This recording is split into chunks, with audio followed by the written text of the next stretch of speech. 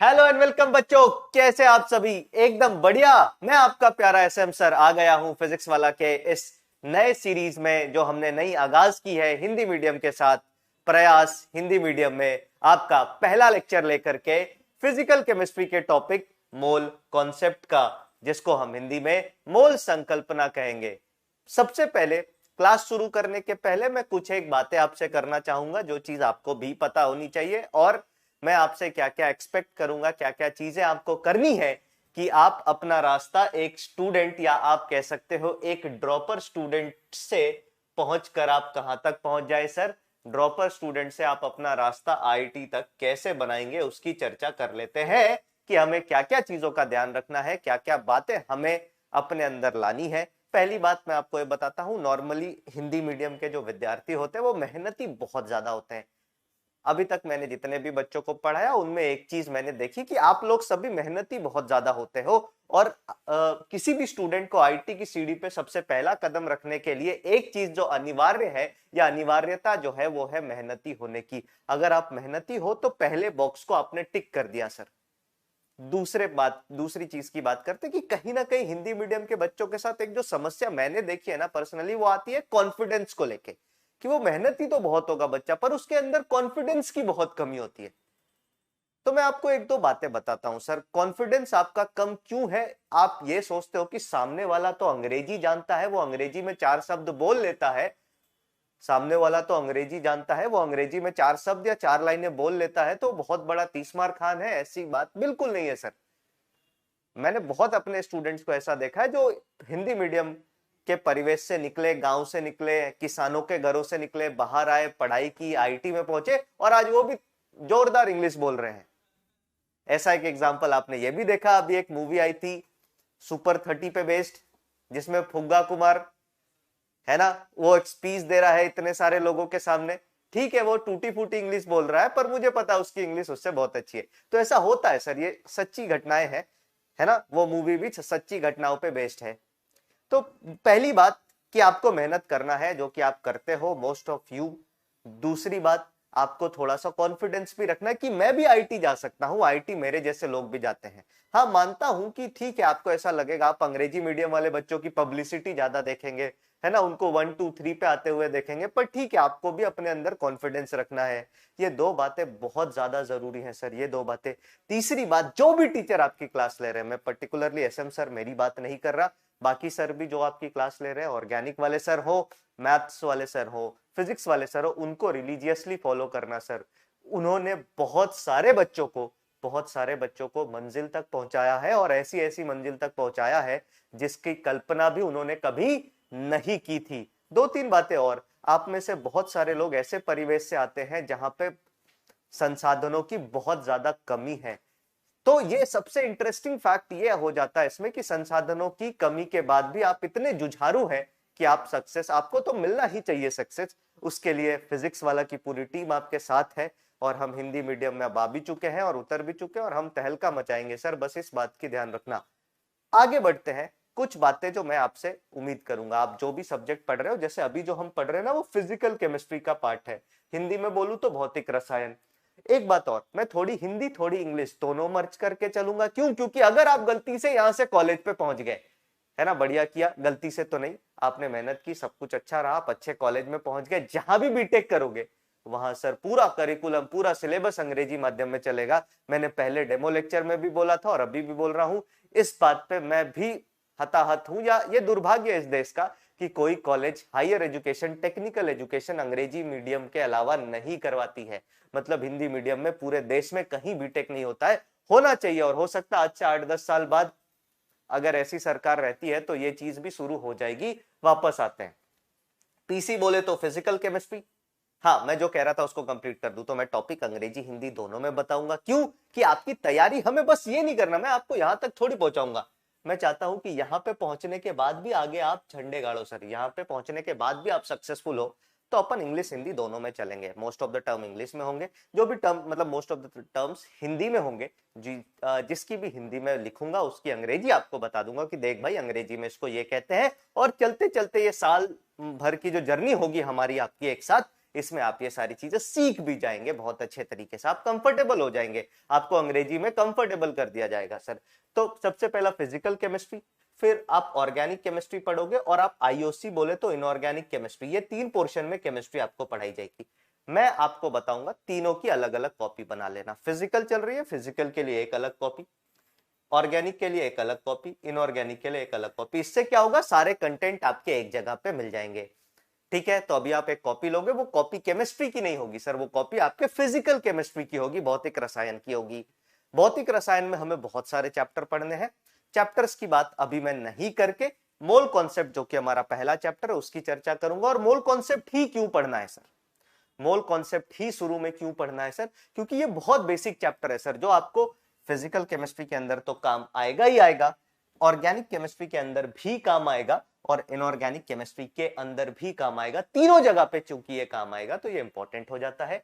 ये दूसरी बात, आपको जो भी टॉपिक पढ़ाया जाए, जैसे आज मैंने जो भी चीजें पढ़ाई उसके आपको डीपीपीज मिलेंगे, उन सवालों को आपको करना है, उन सवालों को आपको करना। नॉर्मली क्या होता है सर, हिंदी मीडियम के साथ एक परेशानी समस्या ये आती है कि बहुत सारा प्रैक्टिस करने का मसाला नहीं है अपने पास। बिल्कुल चिंता नहीं करनी है बेटा, उसके लिए मैं हूं ना, आपको एक से एक बढ़िया बेहतरीन सवालों की डीपीपी प्रोवाइड की जाएगी। डीपीपी का शुरू में जो डीपीपी का कॉन्सेप्ट होगा वो ऐसा होगा कि 10 सवाल अपने रखेंगे और 10 सवाल ऑब्जेक्टिव टाइप होंगे। मेंस लेवल के शुरू में, शुरुआत की 1-2 क्लास, जो भी चैप्टर शुरू हो गए उसके शुरुआत की 1-2 क्लास ऐसे होंगे।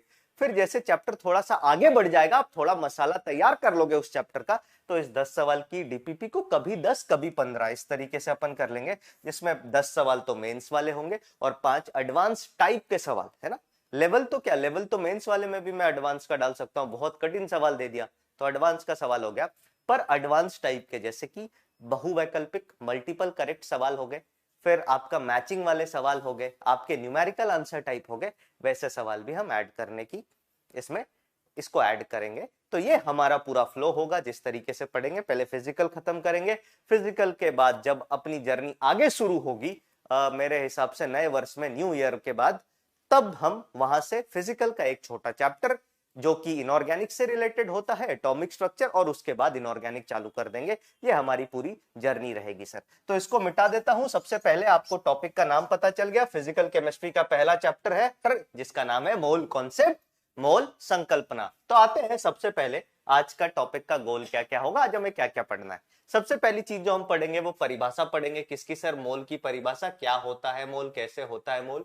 और उसके बाद दूसरा टॉपिक जो आज हम पढ़ने वाले हैं वो मोल से रिलेटेड कैलकुलेशन, कई सारी कैलकुलेशन जो मोल से रिलेटेड होंगी उसमें। और इन दोनों के बीच में जब हम मोल की परिभाषा पढ़ेंगे, जब हम मोल की परिभाषा पढ़ेंगे तो हम कुछ प्रकार के द्रव्यमान देखेंगे, है ना, कई प्रकार के द्रव्यमान, और उनकी परिभाषाओं को एक एक करके हम देखेंगे। तो बेसिकली आज का हमारा जो गोल होगा, आज का हमारा जो लक्ष्य होगा इस चैप्टर में वो क्या होगा सर, मोल की परिभाषा, मोल के बारे में बेसिक बातें जानना, फिर मोल के द्रव्यमान को जानना, मतलब मोल से रिलेटेड कुछ एक द्रव्यमान होता है, कुछ द्रव्यमान की परिभाषाएं होती हैं उनको जानना, और अंत में मोल से रिलेटेड कैलकुलेशंस, इनको हम करेंगे। अंत में मोल से रिलेटेड कैलकुलेशंस, इनको हम करेंगे। क्लियर है क्या? तो चलिए आते हैं सबसे पहले पेज पे। आपके सबसे पहले पेज पे मोल लिखा है। मोल क्या होता है तो मैं आपको बताता हूं बेटा। मोल एक बहुत ही सिंपल सी चीज होती है।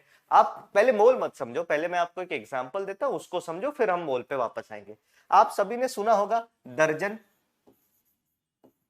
सबने अपने जीवन में दर्जन का नाम तो जरूर सुना होगा। कई जगहों पे केले आज भी दर्जन में मिलते हैं, कहीं वजन से मिलते हैं, पर दर्जन अपने जीवन में सभी ने जरूर सुना होगा। दर्जन जिसको अंग्रेजी वाले सीबीएसई बोर्ड वाले बच्चे डजन कहते हैं, राह हटा दिया, बोल नहीं पा रहे थे, डजन कह दिया, है ना। इसकी बात करें तो कभी भी आपके सामने किसी ने बोला एक दर्जन, इसका मतलब आप क्या समझोगे? तो आपके दिमाग में तुरंत चमकेगा, अच्छा एक दर्जन इसका मतलब 12। अब नॉर्मली हमारे दिमाग में 12 केले आते हैं क्योंकि केलों से रिलेटेड ही दर्जन हमने पढ़ा है, पर 12 इकाई को हम दर्जन कहते हैं। 12 यूनिट को, यूनिट बोले तो इकाई, कोई भी चीज के 12 संख्या ले लो वो दर्जन हो जाएगा। जैसे आपने कई बारी आकाश चोपड़ा जो हिंदी कमेंटेटर है क्रिकेट का, उसको कहते हुए सुना होगा, कभी 6 मारा तो वैसे कहते हैं ना, आधा दर्जन रन।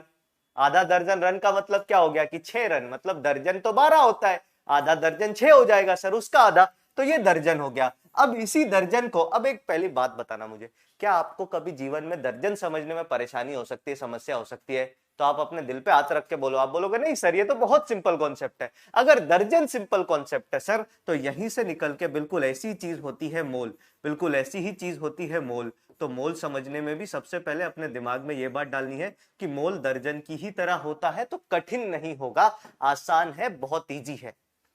ठीक है सर, अब आते हैं मोल क्या है। तो मोल महज एक संख्या है। मोल क्या है सर? महज एक संख्या। सबसे पहली बात जो आपको अपने ध्यान में रखनी है, परिभाषा ऊपर लिखी है उस पे आएंगे। अच्छा हाँ, एक बात और, आप नोट्स वगैरह कैसे तैयार करेंगे, तो जो भी चीजें आपको लिखी है, जैसे मान लो मैंने यहाँ पे मोल लिख दिया, मोल लिख दिया, तो अब आप इसकी परिभाषा जब हम लिखेंगे तब करेंगे। ये बातें मैं समझा रहा हूं, समझाने वाली बात आप चाहे तो लिख भी सकते हैं, चाहे तो नहीं, आप पे डिपेंड करता है, ये बातें आप पे डिपेंड करती। सवाल जो भी कराऊंगा उसको करने का क्या तरीका होगा, सवाल आपके बोर्ड पे आया, आप 2 मिनट स्क्रीन पॉज कर देंगे, पॉज करके सवाल सॉल्व करेंगे, उसके बाद आंसर देखेंगे। मैं आपको यह बात याद दिलाता रहूंगा, शुरू के 3-4 क्लासों में आपको यह आदत हो जाने वाली है। आगे आते हैं सर। तो मोल एक संख्या है। किस चीज की संख्या? अगर संख्या है तो इसका भी कोई इकाई होगी ना, कोई नंबर होगा जो मोल को भी डिफाइन करता है। तो आइए चलिए मोल की परिभाषा और कौन सा नंबर उसको डिफाइन करता है उसको देखते हैं। तो मोल की परिभाषा अगर मैं पढ़ूं तो सबसे पहला पॉइंट, सबसे पहला बिंदु जो हमें मोल के अंदर लिखना वो क्या है कि यह किसी रासायनिक पदार्थ की मात्रा बताने वाली इकाई है। मतलब ये केवल मात्रा बताने वाली इकाई है। सर ध्यान में ये रखना है कि मोल क्या है? मात्रा बताने वाली एक इकाई। मतलब ये हमें अमाउंट ऑफ सब्सटेंस बताएगी। मात्रा का मतलब अमाउंट हो गया, तो ये हमें मात्रा बताने वाली एक इकाई है। ये पहला पॉइंट है मोल का। दूसरा पॉइंट क्या है कि भैया कितने संख्या होंगे, कितनी संख्या एक मोल होती है? तो ये कहता है किसी पदार्थ की वह मात्रा, किसी पदार्थ की वह मात्रा जो एवोगैड्रो संख्या के बराबर कणों की मात्रा रखती हो। इसको एक बार मिटाता हूं, एवोगैड्रो संख्या के बराबर कणों। यहां पे सर आपने कणों क्यों लिखा, अभी इसकी भी बात करेंगे। बराबर मात्रा रखती हो उस पदार्थ के मोल कहलाता है। अब एवोगैड्रो संख्या क्या है सर? तो एवोगैड्रो संख्या ये हो गई Na, जिसका मान होता है, आप सभी ने इसको बचपन से पढ़ते आए हो, आप सभी इसको बचपन से पढ़ते आए हो। एवोगैड्रो संख्या कोई ऐसी संख्या नहीं है जो कि बहुत तोप चीज है। वो क्या है सर? Na का मान कितना होता है? 6.022 इंटू 10⁻23 यूनिट्स। इतनी यूनिट्स आपको एवोगैड्रो संख्या देती है, इतनी यूनिट आपको एवोगैड्रो संख्या कहलाती है। ये एवोगैड्रो संख्या का मान है। जैसे दर्जन का मान 12 था, वैसे एवोगैड्रो संख्या का मान इतना है, 6.022 इंटू 10⁻23। अब हम वापस आते हैं, वापस चलते हैं कुछ और बातों पे सर, कि सर यहाँ पे कण क्यों लिखा? यहाँ पे परमाणु लिखते, अणु लिखते, आयन लिखते। अब देखो केमिस्ट्री में 3 तरह के पदार्थ आपको बहुत ज्यादा मिलेंगे। केमिस्ट्री में 3 तरह के पदार्थ आपको बहुत ज्यादा मिलेंगे। वो 3 तरह के पदार्थ क्या क्या है उसकी बात करता हूं। सबसे पहली चीज जो आपको हो सकती है इन कणों में, जो आ सकता है वो आएगा परमाणु।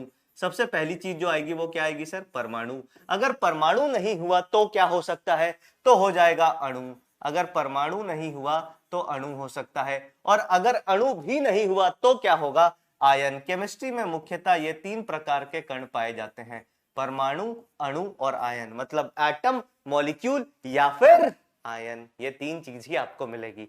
तो मोल क्या है? एग्जाम्पल ले ले तो जैसे मान लो परमाणु का एक एग्जाम्पल ले लेते हैं। आप परमाणु में किसी एलिमेंट को ले लो।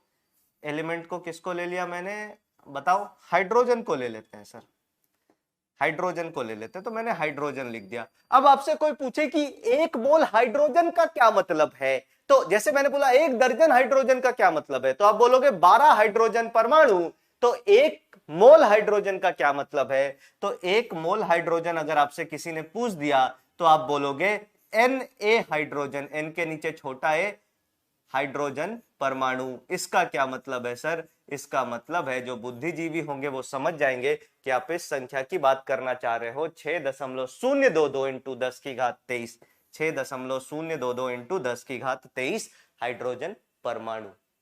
वही कोई अणु है। अणु किस चीज का होगा सर? किसी यौगिक के छोटे रूप को, छोटी इकाई को अणु कहते हैं। तो मान लो कार्बन डाइऑक्साइड की बात कर ले, तो कार्बन डाइऑक्साइड का 1 मोल, इसका मतलब क्या? इसका मतलब सर एवोगैड्रो नंबर अणु किसके? CO2 के। किसके? CO2 के। तो याद रखना, अगर आप मोल CO2 का ले रहे हो तो एटम, परमाणु, ये सारी चीज H2O का, जल का या हाइड्रोजन का नहीं लोगे। जिसके मोल की बात करते 12 दर्जन केलों के बाद या 1 दर्जन केलों की बात की, तो हमें कितना केला मिलेगा? 12 केला ही मिलेगा। अगर 1 दर्जन सेब की बात की तो हमें 12 सेब मिलेंगे। अगर सेब की बात की तो केला नहीं, केले की बात की तो सेब नहीं। उसी तरीके से 1 दर्जन पेन की बात की अगर हमने, तो 1 दर्जन पेन में 12 पेन मिलेगा, पेंसिल नहीं और रबड़ नहीं, बाकी चीजें नहीं। उसी तरीके से आयन की बात कर लेते हैं, तो मान लो क्लोराइड आयन का एक एग्जांपल ले लिया, तो 1 मोल क्लोराइड आयन से आप तुरंत क्या बोलोगे? 1 मोल क्लोराइड आयन से आप तुरंत क्या बोलोगे? आप बोलोगे कि इसका मतलब है Na आयन, और किसके सर? क्लोराइड के। Na आयन किसके? Cl- के। अभी आपको लग रहा होगा ये तो बहुत बेसिक है सर, ये तो बचपन से जानते आ रहे हैं। कोई बात नहीं, आप देखते तो जाओ, बेसिक से आपको कहां तक लेके जाऊंगा, जेई एडवांस भी आप फोड़ दोगे, ऐसा अपन काम करेंगे। इस तरीके से अपन पढ़ाई करने वाले हैं, तो इसकी बिल्कुल चिंता मत करो कि सर थोड़ा बेसिक लग रहा है अभी तक। हाँ, क्योंकि अभी बेसिक पढ़ रहे हैं तो बेसिक ही लगेगा। अब आपके मन में एक सवाल आएगा कि सर यही संख्या क्यों ली? सर यही संख्या क्यों ली? तो इसके पीछे भी एक कहानी है जो एसएम सर आपको जरूर सुनाएंगे, प्रूव करके दिखाएंगे, पर उसके लिए कुछ बातें आपको और जाननी पड़ेंगी। अब ये संख्या क्यों ली, इसके पीछे एक छोटा सा रीजन अभी बता देता हूं। एवोगैड्रो संख्या इतनी क्यों आई, वो छोटा सा एक रीजन बता देता हूं कि हम ऐसा कहते हैं। एक्चुअली में परिभाषा क्या है कि 1 मोल किसी भी पदार्थ की वह इकाई होगी, उतनी मात्रा होगी। 1 मोल किसी भी पदार्थ की, आप चाहो तो ये डेफिनेशन अपनी कॉपी में भी लिख सकते हो। 1 मोल किसी भी पदार्थ की वह मात्रा होगी, वह मात्रा होगी जिसमें जिसमें उतने ही कण हैं, जिसमें उतने ही कण हैं जितने की 12 ग्राम कार्बन 12 परमाणु में, 12 ग्राम कार्बन 12 परमाणु में कार्बन एटम है, कार्बन एटम उपस्थित है। अब आप बोलोगे ये क्या बोल दिया सर, ये समझ नहीं आया।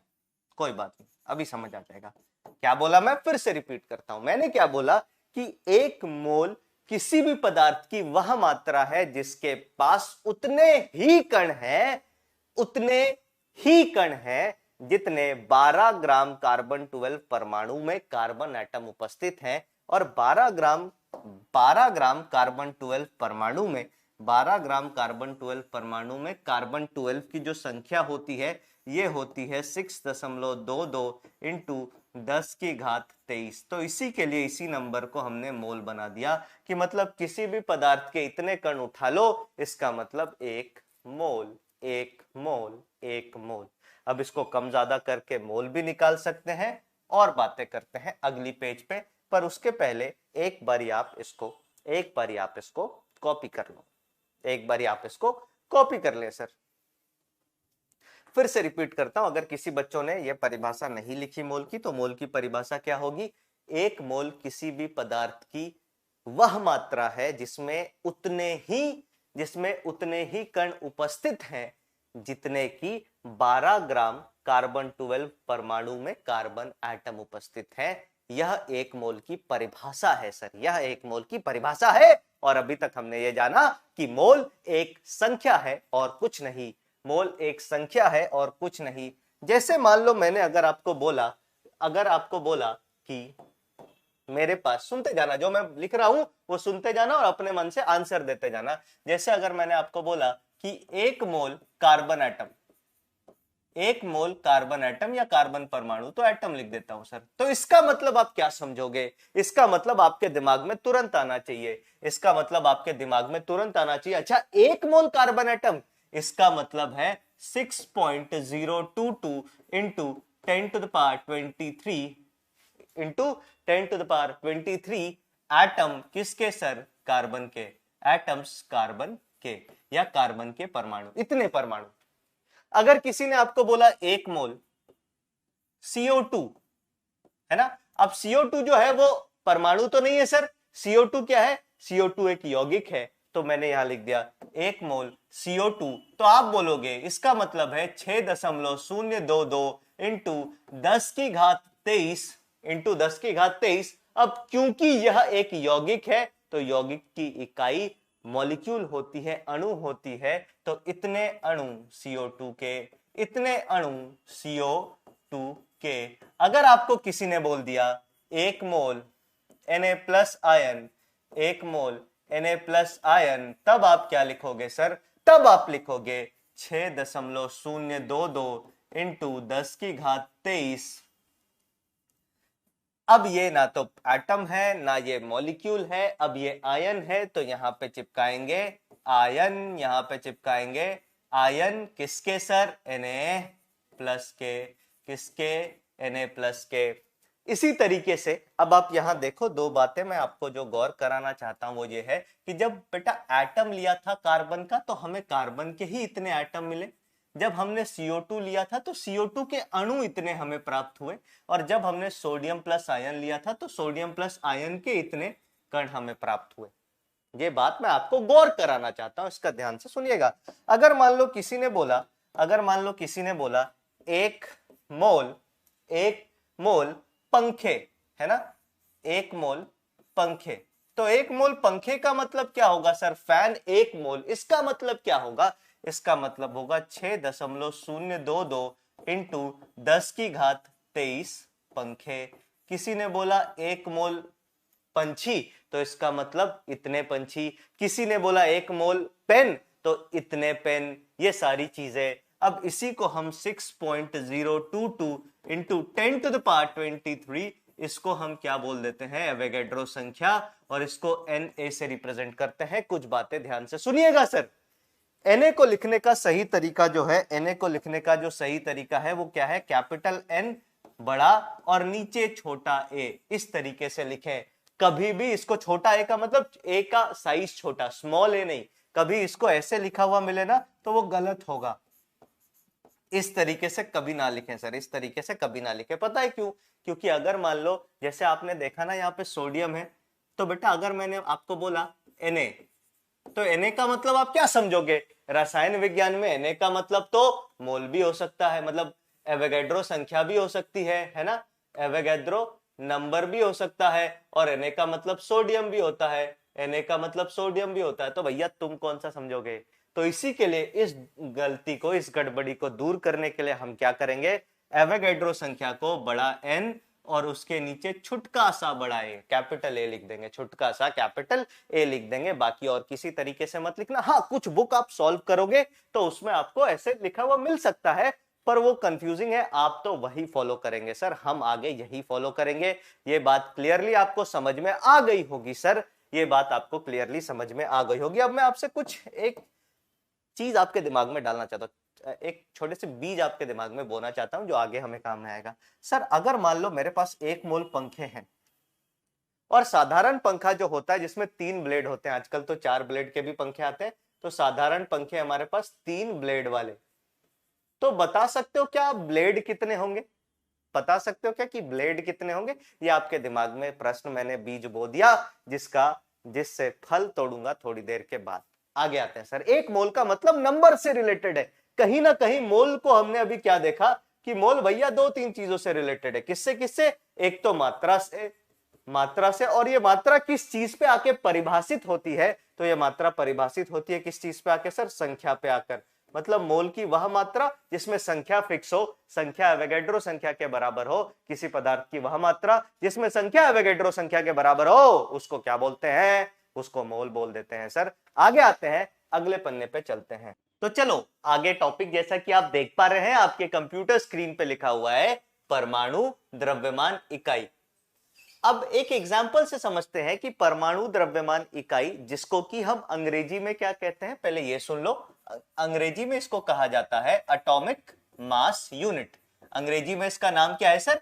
एटॉमिक मास यूनिट, और इसको शॉर्ट में AMU कहते हैं। AMU का मतलब यहाँ पे अलीगढ़ मुस्लिम यूनिवर्सिटी नहीं है, इस AMU का मतलब होता है एटॉमिक मास यूनिट। इसका क्या उपयोग है, क्यों इसको डिफाइन किया सर? इसकी जरूरत मैं पहले आपको समझाता हूं। देखो, मेरा मानना यह है कि अगर किसी भी टॉपिक को पढ़ने के पहले आप उसकी जरूरत समझ गए ना कि क्या इसका इंपॉर्टेंस है, तो अपने आप उस टॉपिक में आपको इंटरेस्ट आएगा और वो चीजें आपको ज्यादा क्लियर होंगी, क्योंकि आप उसके तह तक पहुंच चुके हो, जड़ को आप खोद के निकाल चुके हो उसके। तो देखते हैं सर, परमाणु द्रव्यमान इकाई की अगर मैं बात करूं तो पहले एक एग्जांपल लेते हैं। मान लो आप में से किसी का नाम राम है और किसी का नाम श्याम है। ठीक है, दो बच्चों को एग्जांपल ले लेते हैं, श्याम और राम। राम घर से निकला, बाजार गया, बाजार में उसको खरीदना था आलू और प्याज। तो अगर ये आलू और प्याज खरीदने जाएगा, क्या खरीदने जाएगा सर? आलू और प्याज खरीदने जाएगा, तो आपको पता है वजन नापना पड़ेगा, जैसे 1 किलो आलू, 2 किलो आलू। आजकल डिजिटल बैलेंस आ चुका है, मतलब डिजिटल नापने वाली मशीनें सब जगह ऑलमोस्ट चलती हैं। पर आपने सभी ने, आप उस दौर में हो जब आपने ट्रांजिशन देखा होगा, तराजू भी देखा होगा, डिजिटल बैलेंस भी आप लोगों ने देखा ही होगा। तो मैं मान लेता हूं कि वेट करने वाला जो दुकानदार है वो तराजू से नापता है। तो तराजू से नापने के लिए आलू और प्याज आप जो भी लोगे तो उसके पास क्या होता है, एक मेजरिंग यूनिट होती है सर, जिसको अगर मैं बात करूं यूपी, बिहार, झारखंड इस तरफ के जो लोग हैं वो बटखारा कहते हैं, राजस्थान और इधर हरियाणा के लोग बाट कहते हैं। तो दोनों का मतलब एक है, बाट कहो या बटखारा कहो, मैं दोनों यूज करता रहूंगा, आप समझ जाना। तो होता क्या है सर, आलू प्याज की अगर मैं बात करूं तो आपको जो बाट मिलेगा, जो बटखारा आप लोगे, वो या तो 1 किलो का होगा उसके पास, या वो 2 किलो का इस्तेमाल करेगा, या वो 5 केजी का इस्तेमाल करेगा, ज्यादा लेना है तो 10 केजी का इस्तेमाल करेगा। अमूमन इस वजन के बाट आपको मिलेंगे, इस वजन के बटखरे आपको मिलेंगे। लेकिन वहीं श्याम सोचो ज्वेलरी लेने जा रहा है, श्याम जो है वो ज्वेलरी लेने जा रहा है, एक सोने की अंगूठी लेने जा रहा है, ठीक है। श्याम राम की भाभी के लिए, मतलब अपनी पत्नी के लिए सोने की अंगूठी लेने जा रहा है, और ये पहुंचेगा किसके पास? ये पहुंचेगा सोनार के पास, है ना। ये वो वाला फिजिक्स वाला सोनार नहीं है, साउंड नेविगेशन, है ना, वो वाला नहीं है सर। सोनार के पास, ज्वेलरी जो बनाता है, सोनार के पास जब ये पहुंचेगा तो यहाँ पे ये भी जाके सोने की अंगूठी लेगा और उसका वजन कराएगा। आज के डेट में सोनार के पास भी क्या है सर, डिजिटल बैलेंसेस है। पर पुराने जमाने में आपने देखा होगा एक छोटा सा ऐसे बंद सा बक्सा होता था, उसके अंदर एक ऐसे तराजू रखी होती थी सोनार के पास, और उसके पास जब आप बाट देखोगे ना तो एक डब्बे में, एक बक्से में उसके पास आपको बाट मिलेगा, और उसके बाट में जो उसके, मतलब उसके पास उस डब्बे में जो बाट या बटखरा होगा उसका वजन कितना होता है, तो उसका वजन 1 ग्राम, 2 ग्राम, फिर मिलीग्राम्स में भी होगा सर, जैसे कि 100 मिलीग्राम, 50 मिलीग्राम, फिर 10 मिलीग्राम, फिर 1 मिलीग्राम तक का भी बाट आपको मिल जाएगा, 1 मिलीग्राम तक का भी बाट बटखरा आपको मिल जाएगा उसके पास। तो इस चीज से आप ये समझ रहे हो कि हमें जिस भी चीज का वजन नापना है उसकी क्वांटिटी या उसके अमाउंट या उसके खुद के वजन के अनुसार हम किसका डिसीजन लेते हैं सर, कि हमारा बाट क्या होगा या हमारा बटखारा क्या होगा। ये सिंपल नॉर्मल अंडरस्टैंडिंग की बात है। अब हम आते हैं एक परमाणु की बात करते हैं। आप सभी को पता है ना बेटा कि परमाणु का आकार बहुत ही ज्यादा छोटा होता है, किसी परमाणु का आकार बहुत ही ज्यादा छोटा होता है। परमाणु का आकार एम्स्ट्रॉन्ग में लिया जाता है। एम्स्ट्रॉन्ग का मतलब 10⁻⁻10 मीटर के आसपास इनकी रेंज होती है। इतना छोटा परमाणु, तो उसके लिए बाट भी तो उतना ही छोटा आएगा। तो ये जो परमाणु द्रव्यमान इकाई है ये एक बाट है सर, जो डिफाइन किया गया। ये जो परमाणु द्रव्यमान इकाई है ये क्या है सर, एक बाट है जो डिफाइन किया गया। तो देखते हैं इस बाट को कैसे और क्या बोल करके वैज्ञानिकों ने डिफाइन किया। तो सबसे पहले मैं क्या कर रहा हूं, सबसे पहले मैं एक बॉक्स बना ले रहा हूं सर, ध्यान से देखिएगा। मैंने क्या किया, एक बॉक्स बना लिया, है ना, एक वर्ग बना लिया। परिभाषा बाद में, पहले देखो फिर परिभाषा लिखना, अभी इसको बनाना मत, अभी आप देखते रहो बस। अब इस बाट को मैंने क्या किया, इस बाट को मैंने 12 बराबर हिस्सों में बांट दिया। मतलब मेरा काम है इसको 12 बराबर हिस्सों में बांटना, हो सकता है थोड़ा 19-20 हो, पर आप समझ लेना कि ये 12 बराबर हिस्सों में बटे। कैसे बांटेंगे, तो 4 लाइनें ऐसे बना देते हैं, फिर 3 लाइनें ऊपर से नीचे की तरफ बना देंगे, ये दूसरी लाइन, ये तीसरी और चौथी, तो 4 हिस्से ऐसे हो गए। अब हम ऊपर से नीचे की तरफ बना देंगे कुछ लाइनें। हाँ, अब हम ऊपर से नीचे की तरफ इसको 3 हिस्सों में बांट देंगे तो अपना काम हो जाएगा। बंटवारा कर देंगे इसके 3 हिस्सों में, देखो 1, 2 और 3। ठीक है, थोड़ा छोटा बड़ा हो सकता है, बिल्कुल हो सकता है, पर आप समझना कि ये एक स्क्वायर है, इसको हमने 12 बराबर हिस्सों में बांटा। अब ये स्क्वायर क्या है सर, तो ये जो स्क्वायर है, ये जो स्क्वायर है ये कार्बन 12 का समस्थानिक, मतलब कार्बन का एक समस्थानिक जिसका भार जो है 12 है, उसका एक परमाणु है, उसका एक परमाणु है। मतलब हमने क्या किया, कार्बन 12 का एक परमाणु ले लिया सर। हमने क्या किया सर, कार्बन 12 का एक परमाणु ले लिया। अब इस परमाणु से सारा खेल होगा। इसी परमाणु से सारा खेल, सारा यूनिट डिफाइन होगा। कैसे, ध्यान से सुनते जाइएगा। वैज्ञानिकों ने बोला कार्बन 12 परमाणु का जो भार आएगा, कार्बन 12 परमाणु का जो भार आएगा एक परमाणु का, उसको 12 बराबर हिस्सों में बांटो और उसके 12वें हिस्से का द्रव्यमान, ये तो कार्बन 12 परमाणु है, इसका भार आया, इसके 12वें हिस्से का भाग, मतलब कोई भी एक हिस्सा आप उठा लो, कोई भी एक हिस्सा आप उठा लो। इस हिस्से को मैं क्या बोलूंगा, इस हिस्से को मैं बोलूंगा 1/12वां हिस्सा, 1/12वां, 1/12वां हिस्सा किसका सर, किसका सर, कार्बन 12 परमाणु का। ये 1/12वां हिस्सा है कार्बन 12 परमाणु का, और इसी 1/12वें हिस्से का जो द्रव्यमान होगा ना सर, इसी 1/12वें हिस्से का जो द्रव्यमान होगा, उसी को हम एक AMU डिफाइन करते हैं, उसी को एक AMU या एक परमाणुवीय या परमाणु द्रव्यमान इकाई परिभाषित किया जाता है। तो परिभाषा आप समझ गए सर, कार्बन 12 का एक परमाणु लो, उसका 12वां हिस्सा लो। अब कोई बच्चा बोलेगा सर मैं ये ना लेकर के ये ले लूं, तो मैं बोलूंगा कोई भी एक ले लो, सभी बराबर है, सभी का द्रव्यमान बराबर होगा, तो मैंने इसी को एक AMU बता दिया। अब आ जाते हैं फटाफट परिभाषा लिख लेते हैं। 1 AMU की परिभाषा क्या होती है, डेफिनेशन की बात करें, इसकी डेफिनेशन क्या होती है सर, परिभाषा इसकी क्या होती है, तो इसकी परिभाषा होती है सर, इसकी परिभाषा होती है कि 1 AMU की परिभाषा होती है कि एक AMU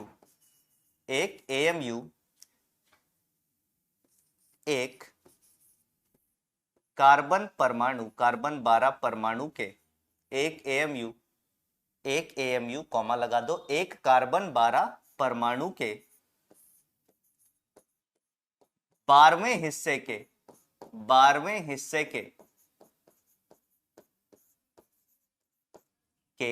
भार के समान होता है, भार के समान होता है, समान होता है। इसका मतलब क्या है सर, इसका मतलब यह है कि अगर मुझे ऐसे लिखना हो 1 AMU, तो मैं 1 AMU को क्या लिखूंगा, मैं 1 AMU को लिखूंगा एक कार्बन 12 परमाणु का भार, परमाणु का भार, और इसका 12वां हिस्सा, मतलब इसको भाग दे दूंगा किससे सर, 12 से, और इसी को परिभाषित कर दिया, इसी को परिभाषित कर दिया गया सर 1 AMU। क्या परिभाषित कर दिया गया भाई लोग, 1 AMU। तो ये है 1 AMU की परिभाषा, ये है 1 AMU की परिभाषा, जो कि आपको समझ आई होगी। क्या बोला मैंने, एक कार्बन 12 परमाणु 12 बराबर हिस्सों में काटा, एक हिस्से का भार 1 AMU कहलाता है। अब 1 AMU से रिलेटेड ये परिभाषाएं थी, ये बातें थी जो आपको समझ में आई, क्यों 1 AMU लिया और बाकी बातें। कुछ बच्चों के मन में ये भी सवाल आएगा कि सर कार्बन 12 ही क्यों, कुछ बच्चों के मन का सवाल ये भी हो रहा होगा, मुझे पता है ना क्या क्या डाउट आते हैं। तो कुछ बच्चों के मन में ये सवाल आ रहा होगा कि सर कार्बन 12 ही क्यों। तो इसका रीजन ये है कि एक तो कार्बन 12 बहुत ज्यादा प्रचुरता में मौजूद होता है, पहला रीजन। दूसरा रीजन, कार्बन 12 का जो समस्थानिक होता है ये बहुत ज्यादा स्थायी होता है, मतलब इसकी अर्ध आयु बहुत बहुत ही ज्यादा होती है। इसके वजह से हम इसका चयन करते हैं, इसके वजह से हम इसका चयन करते हैं। आगे आते हैं सर, कुछ और बातें करते हैं परमाणु द्रव्यमान इकाई से। मैं एक पेज ऐड कर लेता हूं, इसमें कुछ एक और बातें आपको बता दूं। मैं एक पेज ऐड कर लेता हूं, इसमें कुछ एक और बातें आपको बता देता हूं। तो देखो, एटॉमिक मास यूनिट की अगर मैं बात करूं तो आज के डेट में ना हम AMU के जगह क्या यूज करते हैं सर, U का इस्तेमाल करते हैं। U को अंग्रेजी में क्या कहते हैं, U को अंग्रेजी में कहते हैं यूनिफाइड मास, यूनिफाइड मास। क्यों U का इस्तेमाल किया, इसके पीछे का भी कारण आप समझो। देखो, कारण पता होगा तो सारी चीजें आसान हो जाएगी बेटा। एटॉमिक मास यूनिट में, परमाणु द्रव्यमान इकाई में एक गड़बड़ी थी, एक टेक्निकल फॉल्ट था। कैसा फॉल्ट था, technical fault. Atomic mass unit, इसमें क्या था सर, एक टेक्निकल फॉल्ट था। और टेक्निकल फॉल्ट क्या था कि यहां पे हमने एटम लिख दिया था, मतलब ये केवल परमाणु के लिए वैलिड है, ये अणु या आयन के लिए वैलिड नहीं हो रहा था। तो इसके लिए हमने बोला अच्छा ऐसा दिक्कत आ रही है, तो यूनिटी मतलब एकता, एकता से रिलेटेड एक टर्म बनाया गया जिसको हम कहते हैं यूनिफाइड, जिसको हम क्या कहते हैं, यूनिफाइड। और इसके आगे लगा दिया मास, यूनिफाइड मास, और बोला बेटा अब एएमयू का इस्तेमाल मत करना, आप यू का इस्तेमाल करना, दोनों एक ही चीज है, परिभाषा एक ही है, पर टेक्निकली गड़बड़ आ रही थी। ये केवल परमाणु के लिए वैलिड था और ये चीज आपके परमाणु पर भी चल जाएगी, परमाणु पर भी चल जाएगी, कोई अणु पे लगाना चाहे तो भी लग जाएगा, कोई आयन पे लगाना चाहे तो भी लग जाएगा। तो इसको आज के डेट में माना जाता है, इसको आज के डेट पे माना जाता है। फिर एक बात और कि ठीक है सर मुझे समझ में आ गया कि एक एएमयू बोलूं या फिर एक यू बोलूं, बात एक ही है। सर एएमयू द्रव्यमान तो हम रोजाना अपनी रोजमर्रा की जिंदगी में इस्तेमाल नहीं करते, हम ग्राम का इस्तेमाल करते हैं। तो सर क्या आप हमें यह बता सकते हो, आपके मन में जो सवाल होगा कि अगर मैं एक एएमयू की बात करूं तो एक एएमयू ग्राम में कितना होता है सर, एक एएमयू का ग्राम में कितना वजन होता है? तो बिल्कुल बताऊंगा बेटा, ध्यान रखिएगा कि एक एएमयू कहो या एक यू कहो, इसका ग्राम में वजन 1.66, आगे भी कई सारी संख्या होती है, 6 6 7 2 ऐसे करके संख्या होती है। कुछ जगह 1.67 लिख देते हैं क्योंकि ये 6 6 7 ऐसा होता है, तो कुछ जगह 6 7 लिख देते हैं, मैं 6 6 लिख रहा हूं, इससे बहुत ज्यादा फर्क नहीं पड़ना है। आपका सवाल में आंसर थोड़े दूर दूर दिए होते तो आप आराम से ये काम कर सकते हो। तो 1.66 इंटू 10 की घात -24 ग्राम होता है, मतलब ये बहुत ही छोटी इकाई है सर, मतलब ये बहुत ही छोटी यूनिट है। सोचो इतने कम ग्राम, मतलब 10 की घात -24 ग्राम, तो वजन ही कुछ नहीं है सर, तो वजन ही कुछ भी नहीं है। और अगर आप में से कुछ बुद्धिजीवी बच्चे हैं तो वो ये भी तुरंत कनेक्ट कर लेंगे कि अच्छा सर ये तो लगभग प्रोटॉन का द्रव्यमान है, ये तो लगभग एक प्रोटॉन का द्रव्यमान है। तो ये बात भी आप समझ लो कि ये लगभग किसका द्रव्यमान है सर, ये लगभग प्रोटॉन का द्रव्यमान है। क्लियर? जैसे मान लो कभी कभी आपसे सवाल भी पूछ सकता है कि किसी परमाणु का भार बताओ। जैसे मान लो मैंने आपको बोला कि एक तत्व ए जिसका भार है ना, जिसका भार मान लो मैंने बोला 12U है, तो इसका भार ग्राम में ज्ञात करें, भार ग्राम में कितना होगा, ग्राम में कितना होगा। तो आप क्या करोगे सर, इसको ऐसे सवालों में क्या करेंगे, हम इधर उधर खोजेंगे, हैरान परेशान होंगे क्या? बिल्कुल नहीं, ऐसे सवालों में हम क्या करेंगे, बोलेंगे अच्छा 12U है ना, भार जो है वो किसके बराबर है, 12U। अब हमें पता है, यहां पे साइड में लिख लेंगे, एक U जो है ये किसके बराबर होता है सर, 1.66 इंटू 10 की घात -24 ग्राम। तो इसको यहां चिपका देंगे, तो मैं लिखूंगा 12 इंटू 1.66 इंटू 10 की घात -24 ग्राम, जो कि कितना आ जाएगा। तो मैंने यहाँ पे देखो 1.66 क्यों लिया, इसके पीछे कारण है। 1.66 की वैल्यू जो है ना, कैलकुलेट करने के लिए इसको 5/3 लिखा जा सकता है, कैलकुलेशन के लिए इसको 5/3 लिख सकते हैं। तो यहां पे मैं क्या लिख दूंगा, 12 इंटू 5/3 इंटू 10 की घात -24 ग्राम। तो 3 से ये कटा 4 बार में, ये कितना आ गया सर, 20 गुणे 10 की घात -24 ग्राम। इतने ग्राम उसका वजन है सर, ग्राम में भार आ गया क्या। तो ये फायदा है, इससे कैलकुलेशन आसान हो जाती है। कहीं पे अगर आपको ये कैलकुलेट करने को दे ही दिया तो ये बात आपको समझ में आई होगी। अब हम दो परिभाषाएं देखेंगे। मैंने आपको बोला था ना विभिन्न प्रकार के द्रव्यमान पढ़ेंगे, तो पहले इकाई बता दी कि किस इकाई में हम परमाणु के द्रव्यमान को नापते हैं। अब हम विभिन्न प्रकार के द्रव्यमान देख लेंगे। सबसे पहले जो द्रव्यमान की अगर मैं बात करूं तो दो द्रव्यमान हमें बहुत ज्यादा देखने को मिलेगा। क्या क्या है सर? पहला है देखो परमाणविक द्रव्यमान और दूसरा आणविक द्रव्यमान। दूसरा क्या है सर? आणविक द्रव्यमान। यहां से ना को हटा लो, ये ना एक्स्ट्रा हो गया है, इसको हटा लो। तो परमाणविक तथा आणविक द्रव्यमान ये दोनों एक साथ लिखे। इसका मतलब क्या है? तो परिभाषाएं हैं, आप अपनी कॉपी में हेडिंग डाल लेंगे, वही परमाणु द्रव्यमान इकाई चल रहा है, उसके बाद आप हेडिंग डाल लेंगे परमाणविक द्रव्यमान। उसके बाद आप हेडिंग में विभिन्न प्रकार के द्रव्यमान के हेडिंग में पहले में लिखेंगे परमाणविक द्रव्यमान। पहले तो हमने इकाई पढ़ी, अब हम द्रव्यमान पढ़ने जा रहे हैं। तो परमाणविक द्रव्यमान ये पहला पहला पॉइंट है जो हमें पढ़ना है। परमाणविक द्रव्यमान को अंग्रेजी भाषा में हम कहते हैं, सीबीएसई बोर्ड वाले इसको कहते हैं एटॉमिक मास। अभी एटॉमिक मास यूनिट था सर, अब ये एटॉमिक मास है, परमाणविक द्रव्यमान है। एटॉमिक मास की परिभाषा क्या होती है? इससे सरल परिभाषा पूरे दुनिया में आपको कोई नहीं मिलेगी।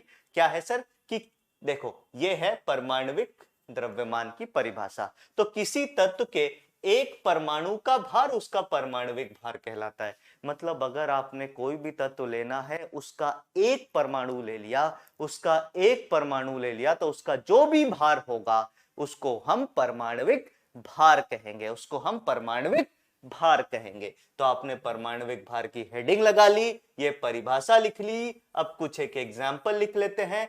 यहां पे हम लिखेंगे तत्व और यहां पे हम लिखेंगे परमाणविक भार। यहां पे क्या लिखेंगे सर?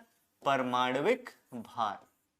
और परमाणविक भार को मैं एम से लिख देता हूं। ए का मतलब एटॉमिक, एम का मतलब मास। अब परमाणु ले लेते हैं और परमाणविक भार। पहले तो मैं चाहूंगा कि आप लिखने की कोशिश करें। जैसे मान लो पहला परमाणु मैंने ले लिया हाइड्रोजन, दूसरा मैंने ले लिया हीलियम, तीसरा मैंने ले लिया नाइट्रोजन, कार्बन, फ्लोरीन, ऑक्सीजन, फिर पोटेशियम, फिर मैग्नीशियम, फिर सल्फर, फॉस्फोरस, है ना, और भी बहुत सारे हैं। तो ये कुछ एक एग्जांपल, ये बात आपको याद होनी चाहिए, बचपन में पढ़ा भी होगा, अभी भी मैं बता दूंगा जिसकी जिसकी आपको जरूरत है। तो हाइड्रोजन का कितना होता है सर? एक। पर याद रखेंगे सर, यूनिट बहुत इंपॉर्टेंट है, यूनिट बहुत इंपॉर्टेंट है। तो एक परमाणु का भार हमेशा यू में आएगा, या फिर अगर ग्राम में निकालना है तो 1.66 इंटू 10⁻⁻24 से गुणा होकर के आएगा। तो इसका भार हो गया 1 यू, इसका भार हो गया 4 यू, इसका भार हो गया 14 यू, इसका भार हो गया 12 यू, इसका भार हो गया। फ्लोरीन का भार कितना होता है सर? तो कुछ बच्चों के माइंड में ये गड़बड़ियां होती हैं। गड़बड़ी कैसी, मैं आपको बता देता हूं, ध्यान से सुनिएगा। गड़बड़ी ऐसी होती है बच्चों के माइंड में कि वो क्या करते हैं अमूमन कि परमाणु क्रमांक, एटॉमिक नंबर को डबल करके भार निकालते हैं। ये तरीका कहीं कहीं तक तो लग जाता है, पर इसको प्लीज हर जगह ना लगाएं, बर्बाद हो जाएंगे सर। इसका द्रव्यमान 19 होता है। अगर आप डबल करके लगाते तो 9 दूनी 18 लिखते। ऑक्सीजन का द्रव्यमान 16 यू होता है, सोडियम का 23 यू होता है, मैग्नीशियम का 24 यू होता है, सल्फर का 32 यू होता है, फॉस्फोरस का 31 यू होता है। ऐसे ही और एग्जाम्पल अगर आपको चाहिए तो और एग्जाम्पल ले लेते हैं। वही तत्व इधर और इधर उनका परमाणविक भार, क्लोरीन है ना, फिर आयरन, फिर और क्या हो सकता है, ऐसे तो बहुत सारे हैं, कॉपर। तो इनका भार कितना हो जाएगा सर? क्लोरीन का भार, अब क्लोरीन के भार के ऊपर आप स्टार लगा देंगे। क्यों स्टार लगाया सर? क्यों स्टार लगाया? तो क्लोरीन के भार के ऊपर इसलिए स्टार लगाया है, क्लोरीन के भार के ऊपर, क्योंकि इसका हम एवरेज औसत भार निकालते हैं। तो इसका भार जो है वो डेसिमल में आता है 35.5, जो कि हम आगे का डिस्कशन का टॉपिक है हमारा, उसको पढ़ेंगे। पर अभी आपको भार याद रखना कैलकुलेशन के लिए। आयरन का भार 56 यू लेते हैं, कॉपर का भार 63.5 यू लेते हैं सर। तो ये हो गए कुछ एक परमाणविक भार। आगे चलते हैं सर, दूसरा डेफिनेशन। दूसरा डेफिनेशन जो अपने को पढ़ना है, वो कौन सा है सर? दूसरी परिभाषा, जो दूसरे टाइप का द्रव्यमान हमें पढ़ना है, वो क्या है? वो है आणविक द्रव्यमान। क्या है सर? आणविक द्रव्यमान, या जिसको हम क्या कहेंगे? आणविक द्रव्यमान। जिसको हम क्या कहेंगे सर? बता दो फटाफट। इसको हम कहेंगे मॉलिक्यूलर मास। क्या कहेंगे सर? Molecular mass. और मॉलिक्यूलर मास को अभी छोटे रूप में मैं एम लिख देता हूं। अब जिस तरीके से देखना, ये बार बार चीजें चलती रहेंगी, हर डेफिनेशन में यही खेल होगा। आप अगर एटम का मास है तो हम बोलेंगे किसी तत्व के एक परमाणु का मास या किसी तत्व के फलाना परमाणु का मास। अगर मॉलिक्यूल की बात करेंगे तो वहां पे हम बोलेंगे किसी यौगिक का। मॉलिक्यूल में क्या परिवर्तन हो जाएगा? तो तत्व के जगह यौगिक आ जाएगा, परमाणु के जगह अणु हो जाएगा। तो मॉलिक्यूलर मास क्या होता है? किसी यौगिक के एक अणु का मास, एक अणु का द्रव्यमान आपका क्या कहलाता है सर? आणविक भार या आणविक द्रव्यमान कहलाता है। ये इसकी परिभाषा हो गई सर। तो यहां लिख लेंगे और यहां इसकी परिभाषा लिख लेंगे। बोलो बात क्लियर है? यस और नो? बिल्कुल सर, सिंपल है, किसी भी यौगिक के एक अणु का भार। ठीक है, अब इसके भी कुछ एक एग्जाम्पल हमें करने हैं। इसके एग्जाम्पल में नेक्स्ट पेज में आपको लेकर के चलता हूं, अगले पेज में हम इसके एग्जाम्पल्स कर लेंगे सर, अगले पेज में हम इसके एग्जाम्पल्स कर लेंगे। अरे हाँ ना बोल भाई, हाँ ना बोल। ठीक है सर, देखो ये एग्जाम्पल आ गए कुछ, या मैं एक पेज ऐड कर लेता हूं और यहाँ पे उस पर बात कर लेंगे अपन। हाँ सर, तो कहाँ थे हम, कहाँ थे हम कुछ यौगिक और उनके द्रव्यमान को देखने जा रहे हैं। यहाँ पे मैंने लिखा यौगिक और यहाँ पे मैंने लिखा एम का मतलब है मॉलिक्यूलर मास। मैं फिर से रिपीट कर देता हूं सर, एम का मतलब है मॉलिक्यूलर मास। एम का मतलब क्या है? Molecular mass. चलो यूनिट ध्यान में रखेंगे, मॉलिक्यूलर मास का मतलब होता है एक मॉलिक्यूल का मास। जैसे कि पहला एग्जांपल मान लो H2O, जो कॉमन है वो ले लेता हूं। आप में से जिन भी बच्चों को आता वो सामने द्रव्यमान लिखते जाएंगे, तब तक मैं सवाल लिख देता हूं और सवाल लिखने के बाद कुछ एक सवालों को मैं एक्सप्लेन करूंगा। यहां पे भी देखो बेटा, क्लासेस जो चलेंगी वो थोड़ी ऐसे ही चलेंगी। जहां बेसिक्स की बात आएगी, बेसिक्स मजबूत होना चाहिए, और जहां एडवांस लेवल की बात आएगी वहां तो मैं हूं ना आपके साथ, आपको एडवांस लेवल के भी ऊपर लेके जाने के लिए। तो उसकी चिंता आपको करनी ही नहीं है सर, वो आपके डोमेन के बाहर की चीज है। आप तो केवल पढ़ने की चिंता करो कि मैं कितना समय दे सकता हूं। जुझारू और मेहनती आप लोग होते ही हो, जुझारू और मेहनती आप लोग होते हो, आपका परिवेश आपको बना देता है, या मैं कहूं कि आपकी परिस्थितियां ऐसी हैं कि आपको जुझारू और मेहनती होने की आवश्यकता है। तभी आप अपने परिवार को एक लेवल से कुछ कहीं और उठा के लेकर के आ पाओगे। मतलब मैं ये मानता हूं कि अगर मान लो कोई किसान का लड़का है, एक किसान का लड़का अगर सक्सेसफुल हो गया, एक किसान का लड़का अगर सक्सेसफुल हो गया, तो वो केवल खुद का विकास नहीं करेगा, अपने गांव के आसपास के लोगों का भी विकास करेगा। कैसे करेगा सर आसपास के लोगों का विकास? तो जैसे मान लो तुम में से किसी एक का एग्जांपल ले लेता हूं, तुम में से कोई एक भी आज आईआईटी का सपना अगर देख रहा है, तो जरूर उसके आसपास से कोई ना कोई विद्यार्थी ऐसा रहा होगा जो उस मुकाम तक पहुंचा है, या अपने अखबारों में पढ़ा होगा। तो होता है ना कि जैसे आसपास के लोग मोटिवेट करते हैं आपको, हो सकता है वो आपको एकदम सामने आकर के आपके समक्ष आके आपको मोटिवेट ना करे, आपकी मदद ना करे, पर वो दूर रहते हुए भी आपके अंदर एक ज्वाला उत्पन्न करते हैं, आपके अंदर एक आग उत्पन्न करते हैं, जिससे आप सक्सेस हो सको और सक्सेस पाओ और अपने आप को और ऊपर ले जाने की कोशिश करो। चलो आगे आते हैं। ये H2O हुआ, फिर CO2 ले लिया मैंने, फिर मैंने C6H12O6 ले लिया, फिर मैंने C12H22O11 ले लिया। इसको हम क्या कहते हैं? ग्लूकोज कहते हैं सर, अंग्रेजी में लिख देता हूं, इसको हम ग्लूकोज कहते हैं। इसको हम क्या कहते हैं सर? सुगर या सुक्रोज या सकरा आप जिसको कहते हो, या चीनी जिसको कहते हो। फिर मान लो मैंने नाइट्रिक अम्ल ले लिया HNO3, फिर मान लो मैंने सल्फ्यूरिक अम्ल ले लिया H2SO4, फिर मान लो मैंने और कुछ यौगिक ले लेते हैं जैसे कि CaSO4.2H2O ले लिया। ये कुछ एक एग्जाम्पल है आणविक भार के। तो आणविक भार हम कैसे निकालेंगे? आणविक भार हम कैसे निकालेंगे? ध्यान से सुनिएगा सर, आणविक भार हम कैसे निकालेंगे? ध्यान से सुनिएगा सर। सबसे पहले चलते हैं H2O पे। तो जिन बच्चों को पता होता ना, ये सारी बातें याद हो जाती हैं, उनको याद करने की आवश्यकता नहीं होती। पर निकालने का तरीका क्या होता है? सिंपल है। जैसे मान लो यहां पे अगर मैं इसको देखूं ना, तो H2O को देख के मुझे ये समझ में आएगा, अच्छा 2 हाइड्रोजन और 1 ऑक्सीजन, तो 2 हाइड्रोजन का भार 2 इंटू 1 ऑक्सीजन का भार 1 इंटू 16। सबका अपना अपना वजन निकाला, सबको जोड़ दिया, पूरा वजन आ गया। तो सिंपल है सर, H2O का भार कितना? मैं सॉल्व करके दिखाता हूं, ध्यान से देखिएगा।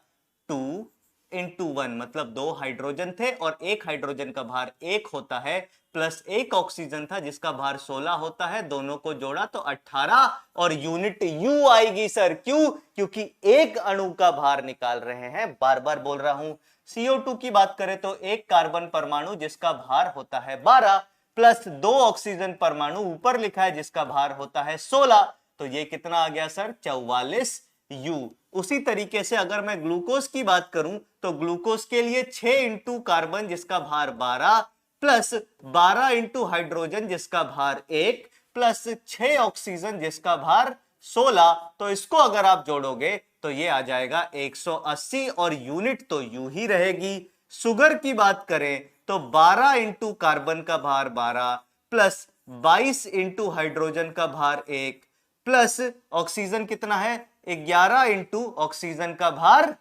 कितना हो जाएगा सर 16, ये आ जाएगा 342 यू। बाकी के आप सॉल्व करो, फिर 2 मिनट पॉज करके फिर हम इसको देखेंगे। चलो तो पांचवा देख लेते हैं। मैं उम्मीद करता हूं कि आपने इसको पॉज करके सॉल्व किया होगा। पांचवे की अगर हम बात करें तो HNO3 में एक हाइड्रोजन, उसका द्रव्यमान 1 प्लस एक नाइट्रोजन जिसका मास 14 प्लस 3 ऑक्सीजन जिसका मास 16, इनको जोड़ेंगे तो 48 प्लस 14 कितना हो जाएगा भैया 48 प्लस 14 हो जाएगा 62 और एक जोड़ दिया तो 63, तो ये 63 यू हो जाएगा। सर H2SO4 की बात करें, H2SO4 की बात करें तो H2SO4 का द्रव्यमान कितना हो जाएगा 2 हाइड्रोजन इंटू उसका द्रव्यमान 1 प्लस एक सल्फर इंटू उसका द्रव्यमान 32 प्लस 4 ऑक्सीजन इंटू उसका द्रव्यमान 16 और इसको जोड़ोगे तो ये आ जाएगा 98 यू। ये कितना आ जाएगा सर 98 यू। उसके बाद नेक्स्ट आ जाते हैं। अब ये थोड़ा इंटरेस्टिंग है, कैल्शियम सल्फेट डॉट 2H2O। ये क्या है sir calcium sulphate dot 2H2O। इसका हम कैसे क्या निकालेंगे क्या करेंगे तो सुनते जाइएगा sir. Calcium sulphate dot 2H2O को अगर हमें निकालना है तो इसके केस में दो बातें हैं। एक तो हमारे पास कैल्शियम सल्फेट है और दूसरा हमारे पास दो H2O है, दो अणु H2O के इसी मॉलिक्यूल में है। तो ऐसे केस में सबसे पहले कैल्शियम सल्फेट का निकाल लो। कैल्शियम कितने हैं 1 और कैल्शियम का द्रव्यमान कितना होता है 1 इंटू 40, ठीक है। प्लस सल्फर 1 है तो 1 इंटू 32 प्लस ऑक्सीजन 4 है तो 4 इंटू 16, ये हो गया इधर का। और साथ में दो वाटर मॉलिक्यूल है तो सीधा 2 इंटू वाटर का वेट कर दो 18, और इसको अगर आप जोड़ोगे तो ये कितना आ जाएगा सर 40 प्लस 32 72 प्लस 16 चौके 64 और ये हो जाएगा 36। इन दोनों को जोड़ा तो 100 और ये टोटल आ गया 172। ये कितना आ गया सर 172 यू। एक बारी कैलकुलेटर देवता को प्रकट कर लेते हैं, मदद ले लेते हैं उनसे भैया कि सही तो किया है ना, नहीं तो आपको लगेगा अरे तो गलत हो गया। और आपको तो बड़ा मजा आ जाता है, टीचर अगर गलती से भी कभी गलती कर दे तो आपको लगता हो सर को कैलकुलेशन नहीं आता, पर उससे कोई फर्क नहीं पड़ता बेटा। सर को कॉन्सेप्ट आता है, आपको कॉन्सेप्ट आना चाहिए 172 यू। नेक्स्ट आते हैं। तो ये आप समझ गए। अब एक सवाल आपकी कंप्यूटर स्क्रीन पे जिस पे मैं आपको बोलूंगा कि पूरे 1.5 मिनट दो, उससे ज्यादा का ये सवाल नहीं है। 1.5 मिनट में इसको सॉल्व करने की कोशिश करो, फिर हम आगे बढ़ेंगे अगले टॉपिक पे। सवाल क्या है सर कि निम्न के लिए आणविक या परमाणविक द्रव्यमान ज्ञात करें जिसके लिए जो वैलिड है। अगर अणु है तो आणविक द्रव्यमान ज्ञात करेंगे, परमाणु है तो परमाणविक द्रव्यमान ज्ञात करेंगे। सबसे पहला है कैल्शियम, दूसरा है पोटेशियम, तीसरा है नाइट्रोजन, चौथा है कॉपर सल्फेट पेंटाहाइड्रेट और आखिरी वाला है sir calcium sulphate hemihydrate CaSO4 और आधा H2O। मैं उम्मीद करता हूं आपने वीडियो पॉज किया होगा, पॉज करके सॉल्व करने की कोशिश की होगी। एक बार फटाफट मास लिख देते हैं, द्रव्यमान लिख देते हैं। कैल्शियम का हो जाएगा 40 और 40 के साथ U। पोटेशियम का हो जाएगा 39, 39 के साथ U। नाइट्रोजन का हो जाएगा 14, 14 के साथ U। कॉपर सल्फेट पेंटाहाइड्रेट का कितना होगा तो फिर वही वाला लोचा। इसमें सर मेरे दिमाग में एक डाउट आ रहा है कि कॉपर का द्रव्यमान कितना है, ये हमें दिया होगा क्या कि क्या हमें सारे द्रव्यमान याद करने होंगे। तो बेटा ध्यान से सुनिएगा मैं जो कह रहा हूं। नॉर्मली जेई अपना पेपर जब बनाती है तो उसमें ये सारे द्रव्यमान दे देती है, जो भी द्रव्यमान, इवन हाइड्रोजन का भी द्रव्यमान आपको दिया हुआ ही मिलेगा।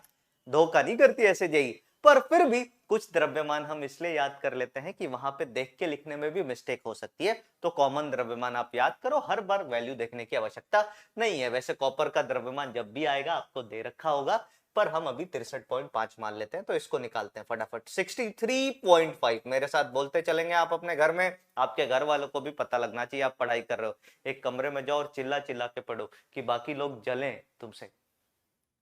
जब लोग तुमसे जलने लगे ना, और जब लोग तुम्हें देख के परेशान होने लगे, तो समझ लेना भैया तुम तरक्की कर रहे हो। दो तरीके से लोग तुमसे परेशान होंगे।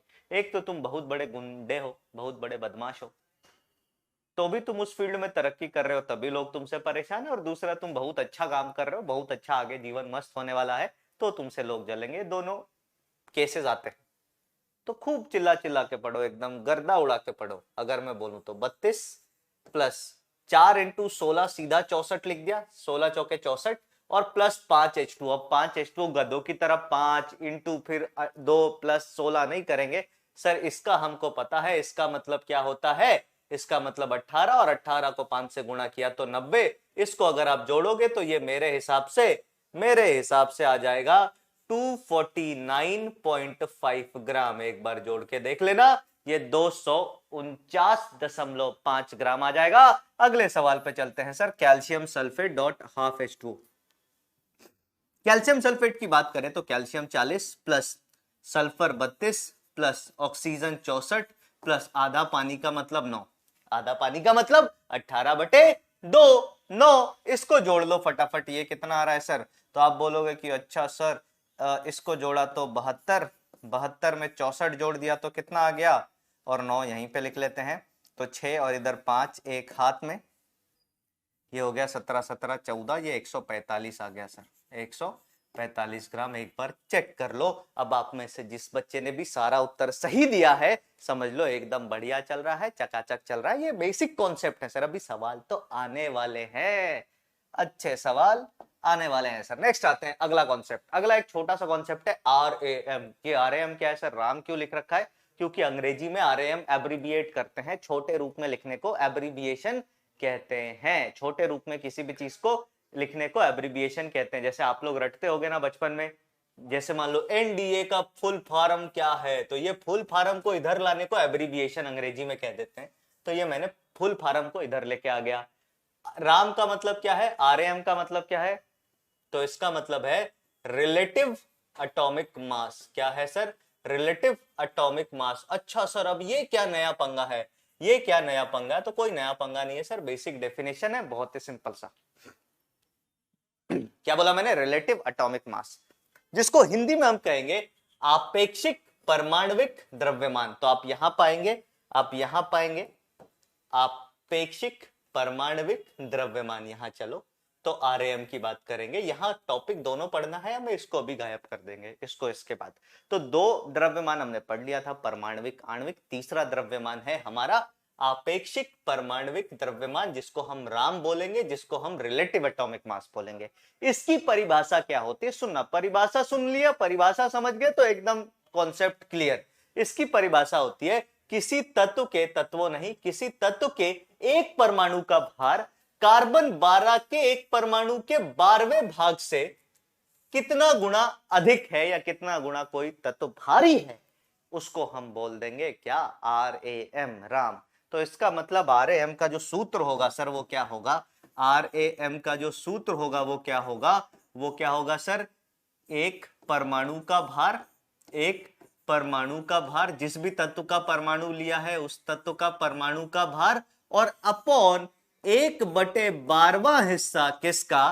कार्बन 12 के एक परमाणु का, कार्बन 12 के एक परमाणु का। अरे भैया चमका कि नहीं चमका? बोलो। अब आप बोलोगे कि SM सर ने हमें थोड़ी देर पहले ही बता रखा है, SM सर ने हमें थोड़ी देर पहले ही बता रखा है कि सर ये वाला कहीं भी लिखा हुआ हो, इसका मतलब क्या लेते हैं? इसका मतलब होता है एक U या फिर एक AMU। इसका मतलब जो भी द्रव्यमान है उसको एक U या एक AMU से भाग दे देना है।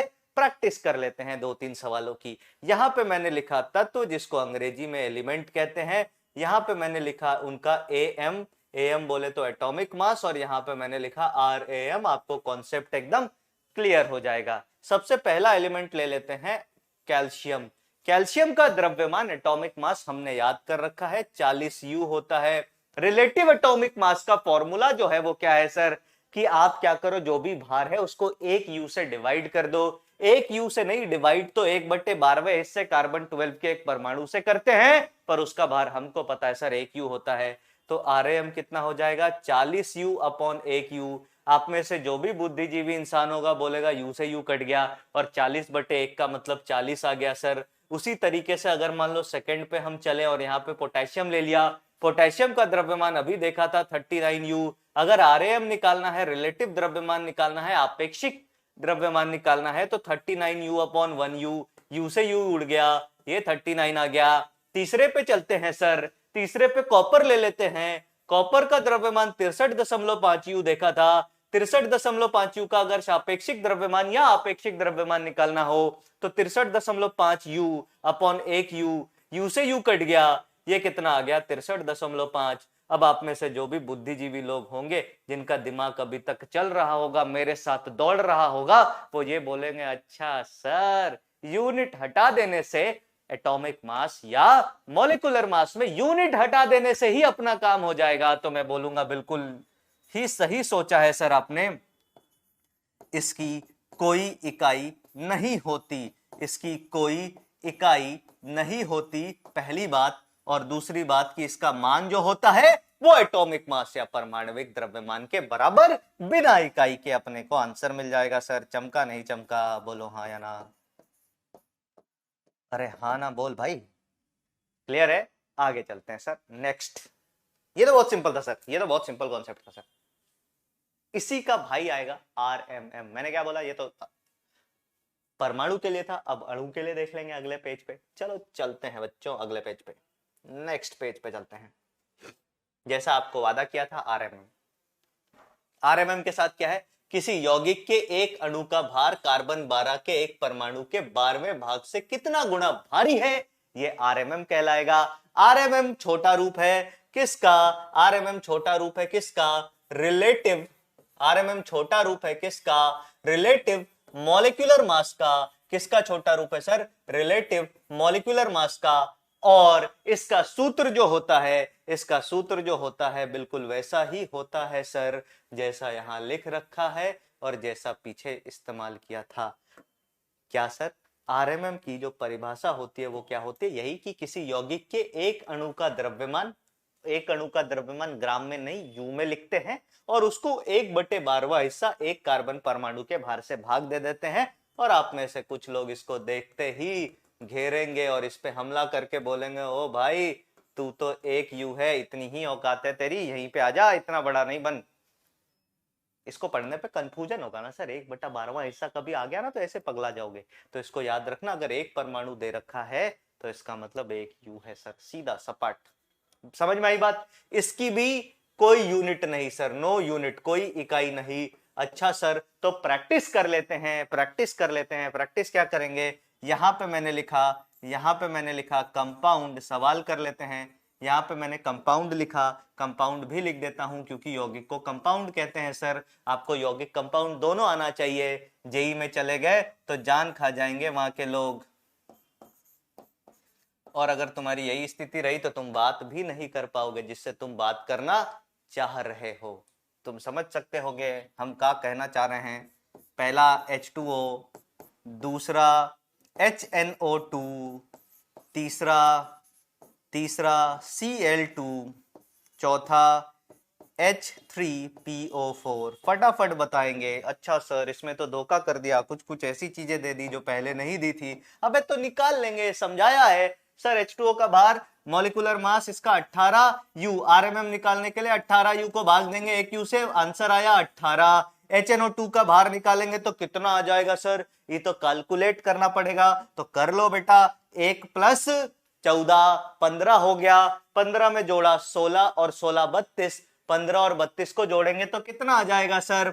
15 और 32 को जोड़ेंगे तो 47u। इसका मतलब ये केवल 47 होगा, u को हमें गायब कर देना है सर, केवल 47। इसकी बात करें तो 35.5 गुणे 2 जो कि 71u होगा, और 71u को अगर हम u से डिवाइड कर दे तो ये 71 आ जाएगा। अरे हाँ ना बोल भाई। इसका 98u होगा और ये 98 आ जाएगा। तो ये दोनों कॉन्सेप्ट क्लियर है सर। तो 4 प्रकार के मास पढ़ लिए, atomic mass, molecular mass, relative atomic mass, relative molecular mass. इनमें यूनिट का फर्क है बस। आगे चलते हैं सर, आगे चलते हैं सर। इसको कॉपी कर लो फटाफट, मैं थोड़ा पानी पी लेता हूं, तब तक आगे चलते हैं।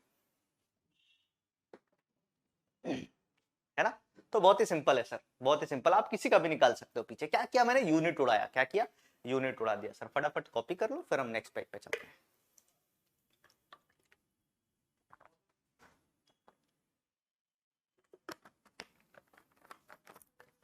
हाँ भाई चलो आगे बढ़ते हैं, सवाल करो यार, फटाफट बताते जाओ। आरएम निकालना है, NaMgAlCu, आरएमएम निकालना है ग्लूकोज, सुक्रोज और NH3 बोले तो अमोनिया। तो इसका कितना हो जाएगा सर 23, यू लगाएंगे नहीं काट देंगे। इसका कितना हो जाएगा सर 24, यू लगाएंगे नहीं काट देंगे। ये 24 है भाई, ऐसा मत बोलना सर ये भी तो यू है इसको भी काट दो, बहुत मारूंगा, निकल के मारूंगा, समझे, तुम्हारे फोन या कंप्यूटर से निकल के बाहर मारूंगा। ये 27 और ये 63.5 यूनिट नहीं लगाएंगे। ग्लूकोज का 180 लिखेंगे, यू को काट देंगे, मतलब लिखना ही नहीं है सर, वो तो मैं ऐसे ही दिखा रहा हूं तुम्हें, इसको लिखेंगे नहीं। ये हो गया 342, ये हो गया 17। आंसर 2 मिनट का सवाल आधे सेकंड में करेंगे और आगे बढ़ेंगे। अगला टॉपिक, ये टॉपिक अब आप अभी आपने 4 मास पढ़े, अब आप 5वां और 6ठा द्रव्यमान पढ़ोगे। टोटल हमें 8 तरह के द्रव्यमान पढ़ने हैं, 5वां 6ठा आज की क्लास में, 7वां 8वां अगली क्लास में पढ़ेंगे, क्योंकि वो थोड़ा सा और चीजें आपको बताऊंगा, फिर करेंगे तो ज्यादा मजा आएगा। अब हमें 2 प्रकार के द्रव्यमान पढ़ने हैं, कौन कौन से एक बारी गौर फरमाइएगा सर, नजरे स्क्रीन पे। ग्राम परमाणविक द्रव्यमान, पहला द्रव्यमान ग्राम परमाणविक द्रव्यमान, और ग्राम परमाणविक द्रव्यमान, और दूसरा क्या होगा सर, दूसरा जो है ये हो जाएगा ग्राम आणविक द्रव्यमान। तो ये 2 द्रव्यमान है हमारे पास, एक बार ग्राम परमाणविक, एक बार ग्राम आणविक। जिस तरीके से आपेक्षिक परमाणविक और आपेक्षिक आणविक थे, उसी तरीके से ये भी 2 हैं सर।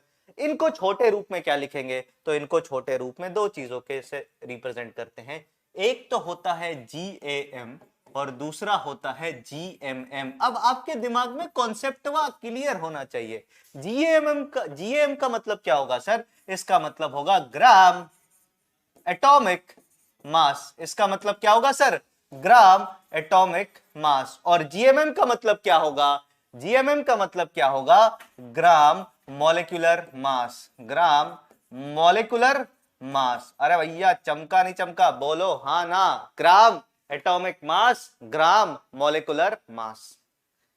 ये तो इसका नाम हो गया। हिंदी में क्या बोलेंगे सर, हिंदी में इसको ग्राम परमाणविक द्रव्यमान और इसको ग्राम आणविक द्रव्यमान। तो सबसे पहली हेडिंग आप डालेंगे, सबसे पहले आप हेडिंग डालेंगे GAM, ये हो गया द्रव्यमान नंबर 5, द्रव्यमान नंबर 5, ठीक है। अरे हाँ ना बोल मेरे भाई, अरे हाँ ना तो बोल, ठीक है। अच्छा देखो यहाँ पे 5 है ना, इसको 7 कर लो, ये 7वां नंबर है ना बेटा।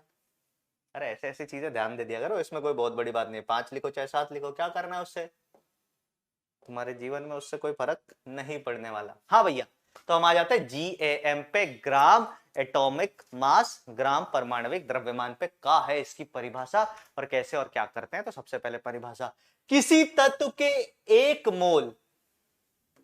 1 मोल बीच में लगाएंगे परमाणु, किसी तत्व के 1 मोल परमाणु का द्रव्यमान ग्राम में, ये ग्राम यूनिट है सर, ग्राम एटॉमिक मास कहलाता है। ये एक परिभाषा। दूसरी परिभाषा मैं लिखवा रहा हूं, इसको बड़े ही ध्यान से देखिएगा।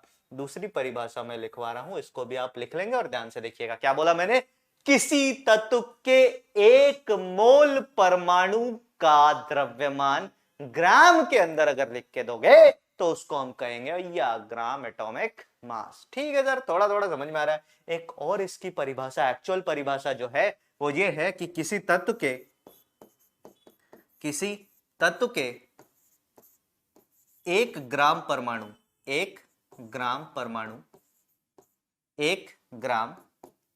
परमाणु का भार, क्या बोला मैंने भैया, 1 ग्राम परमाणु का भार GAM कहलाता है, भार GAM कहलाता है। बोलो चमका कि नहीं चमका, अरे बोलो। अब आपके मन में एक बड़ा प्यारा सवाल आएगा, मतलब बेसिकली क्या होता है ना सर, जब हम पढ़ते हैं ना खुद से, तो हम छोटी छोटी बारीकियों को नहीं पढ़ पाते। जैसे ये GMM ये कॉन्सेप्ट क्लियर ही नहीं होता। अगर आपने खुद से पढ़ाई की होगी तो आपको खुद पता होगा कि सर ये छोटे छोटे कॉन्सेप्ट हैं जो रह जाते हैं, जो बाद में परेशानी क्रिएट करते हैं कि GM कहीं लिख दिया, GMM कहीं लिख दिया, तो हम ऐसे पागल फिरते रहते हैं कि क्या हो गया। अब ये बड़ा मजेदार डेफिनेशन दिया सर आपने, और इस डेफिनेशन में तो कुछ याद करने की आवश्यकता ही नहीं है हमें। इस डेफिनेशन में तो हमें कुछ याद करने की आवश्यकता नहीं है। क्यों? क्योंकि सर आपने ही यहां पे लिखा है, आपने ही यहां पे लिखा है कि किसी तत्व के एक ग्राम परमाणु का भार, और सर 1 ग्राम परमाणु का भार 15 ग्राम थोड़ी होगा, 1 ही ग्राम होगा सर। अरे हाँ ना बोल भाई।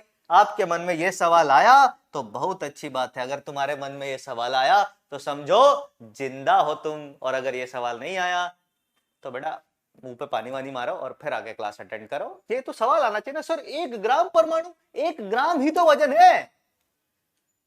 तो मैं 1 ग्राम परमाणु कॉपर का लूं, कैल्शियम का लूं, फलाना लूं, ढिमकाना लूं, सबका वजन कितना होगा? आप बोलोगे सर सबका वजन 1 ग्राम होगा सर। अरे हाँ ना बोल मेरे भाई, हाँ ना बोल मेरे भाई।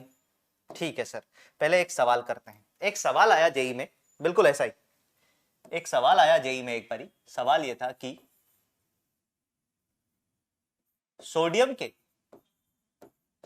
के 2 ग्राम एटम, ग्राम एटम का मतलब ग्राम परमाणु है ना, ग्राम एटम ग्राम परमाणु एक ही बतिया है। जैसे आपका ग्राम पंचायत होता है ना, वैसे यहां ग्राम 2 ग्राम एटम, ग्राम एटम बोलो या ग्राम परमाणु बोलो, का भार होगा। ऑप्शंस है, पहला 46 ग्राम, दूसरा 2 ग्राम, तीसरा 1 ग्राम, और चौथा क्या ले लें? बोलो बोलो बोलो, 23 ग्राम ले लेते हैं। आपने इसको देखा, आपके मन में क्या आएगा? अरे सर ये कोई सवाल है? ये भी कोई सवाल है क्या? इसको सवाल बोलना ही नहीं चाहिए सर, तो ही ने इसको सवाल बोलने की। क्यों सर? आपने 2 ग्राम परमाणु तो यहां चिपका रखा है, तो आंसर तो यही हो जाएगा। लेकिन बेटा धोखा हो गया तुम्हारे साथ। सवाल कहता रह गया कि हाँ मैं तुम्हारे साथ हूं, पर पीछे से कहीं और निकल गया। ऐसा तुम्हारे जीवन में भी होगा। अगर हो रखा है तो अच्छी बात है, नहीं हो रखा तो आगे होगा। तो इसको कहते हैं लाइफ में धोखा। तो ये हो गया धोखा तुम्हारे साथ। ठीक है, अब ऐसे धोखों को बचने के लिए क्या करेंगे तो सुनना। आपको आज के बाद आप गांठ बांध लो, कसम खा लो कि जीवन में कभी भी 2 शब्द एक साथ लिखे हुए मिले, और वो कौन कौन से शब्द, इस एक को अभी के लिए मिटा दो, इसको मत देखो। कभी भी आपको ग्राम परमाणु लिखा हुआ मिले, कभी भी ग्राम अणु लिखा हुआ मिले, या कभी भी ग्राम आयन लिखा हुआ मिले, इसको घेरना, इसको काटना और बोलना इसका मतलब मोल है। इसका मतलब क्या है सर? मोल है। इसका मतलब ग्राम परमाणु का मतलब मोल, तो इसका मतलब 1 मोल। अरे दूसर का जो सवाल जेई में आया उसका मतलब ग्राम परमाणु का मतलब होता है मोल सर। तो 2 ग्राम परमाणु का मतलब 2 मोल, और 2 मोल का आंसर जो है वो 46 ग्राम होगा, ना कि 2 ग्राम होगा। तो अपने जीवन में एक बात को गांठ बांध लें कि कभी भी ग्राम एटम, हिंदी में तो पीछे लिखा हुआ ही है, कभी भी ग्राम मॉलिक्यूल और कभी भी ग्राम आयन एक साथ जीवन में लिखा हुआ मिल गया तो इसको मोल कहते हैं, इसको मोल कहते हैं सर। इसको मोल कहेंगे। इसको काटो और वहां पे मोल लिख लो, कंफ्यूजन रखना ही नहीं है सर। उसी तरीके से अगर हम छठे परिभाषा पे चले तो छठवां परिभाषा क्या होता है सर? जीएमएम। किसी यौगिक के 1 मोल यहां पे अणु लगा लो, 1 मोल अणु का द्रव्यमान ग्राम में जीएमएम कहलाता है। किसी यौगिक के 1 मोल अणु, और इसी को अगर हमें इस वाली परिभाषा में लिखना है तो आप क्या चेंज कर लेंगे? आप लिखेंगे किसी तत्व की जगह यौगिक के 1 ग्राम अणु का भार। मैं लिख देता हूं अगले पेज पे, चलो आपके लिए। जीएमएम की परिभाषा, जीएमएम की दूसर की परिभाषा, किसी यौगिक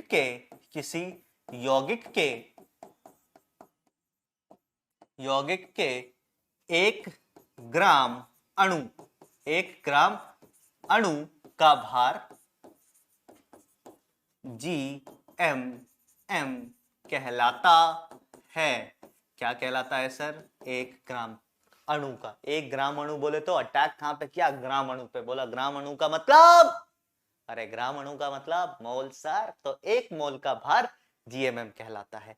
अब एक बात सुनना, बोलचाल की भाषा में क्या होता है सुनेंगे ध्यान से, कि जीएएम भी 1 मोल का भार है, जीएमएम भी 1 मोल का भार है। अरे हाँ ना बोल भैया, जीएम भी 1 मोल का भार है, जीएमएम भी 1 मोल का भार है। तो बार बार अलग चीजें को ना लिखने की वजह हम यहां पे क्या करते हैं, इसका नाम ही रख देते हैं मोलर भार। क्या नाम रख देते हैं सर?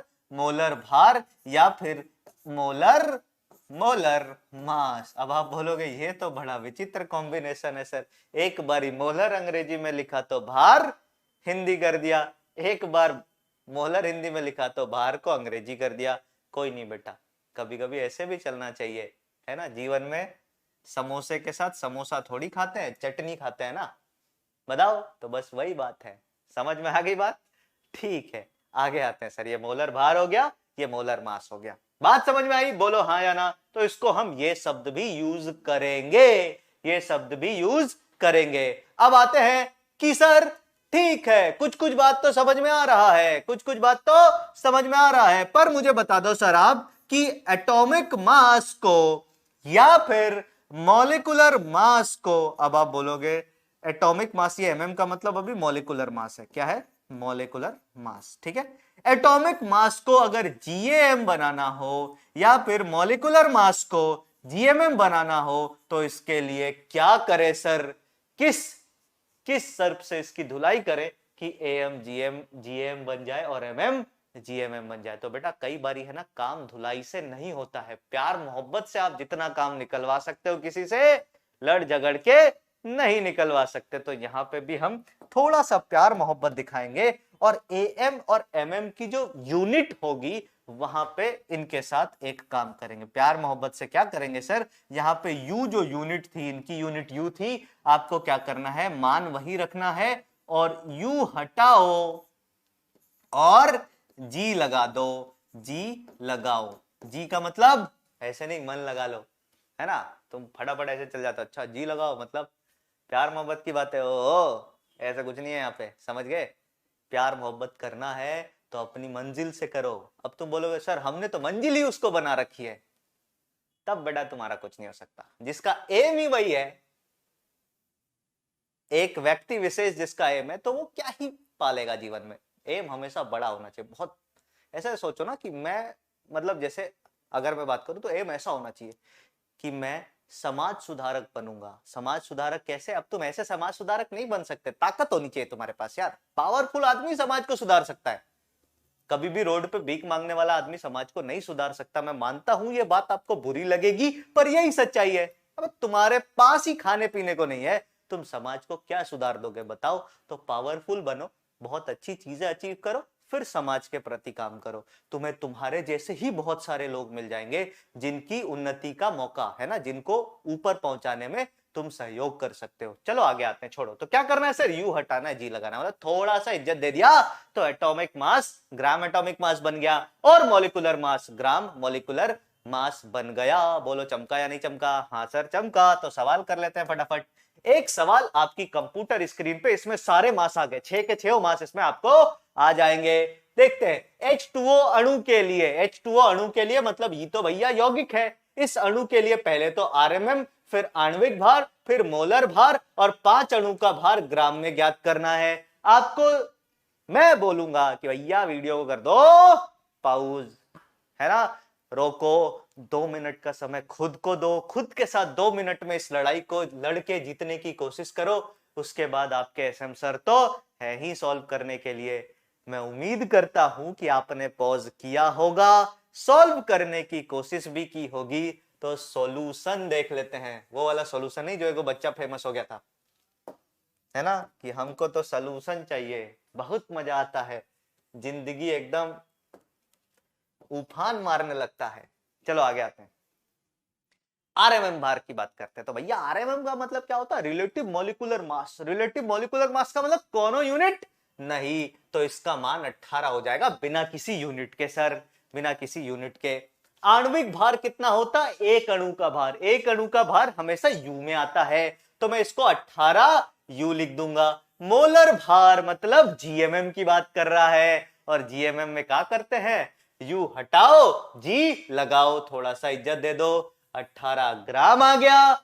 उसके बाद आते हैं चौथे पे। चौथा सवाल थोड़ा सा मजेदार है, एक ऐसा ही सवाल का प्रैक्टिस हमने किया था कि 5 अणु का भार ग्राम में ज्ञात करो, तो हमें 5 अणु का भार ग्राम में ज्ञात करना। ठीक है सर, मेरे को पता है, मेरे को पता है सर। यहां पे देखो, यहां पे देखो, एक अणु पानी का, जल का जो भार है वो है 18 यू।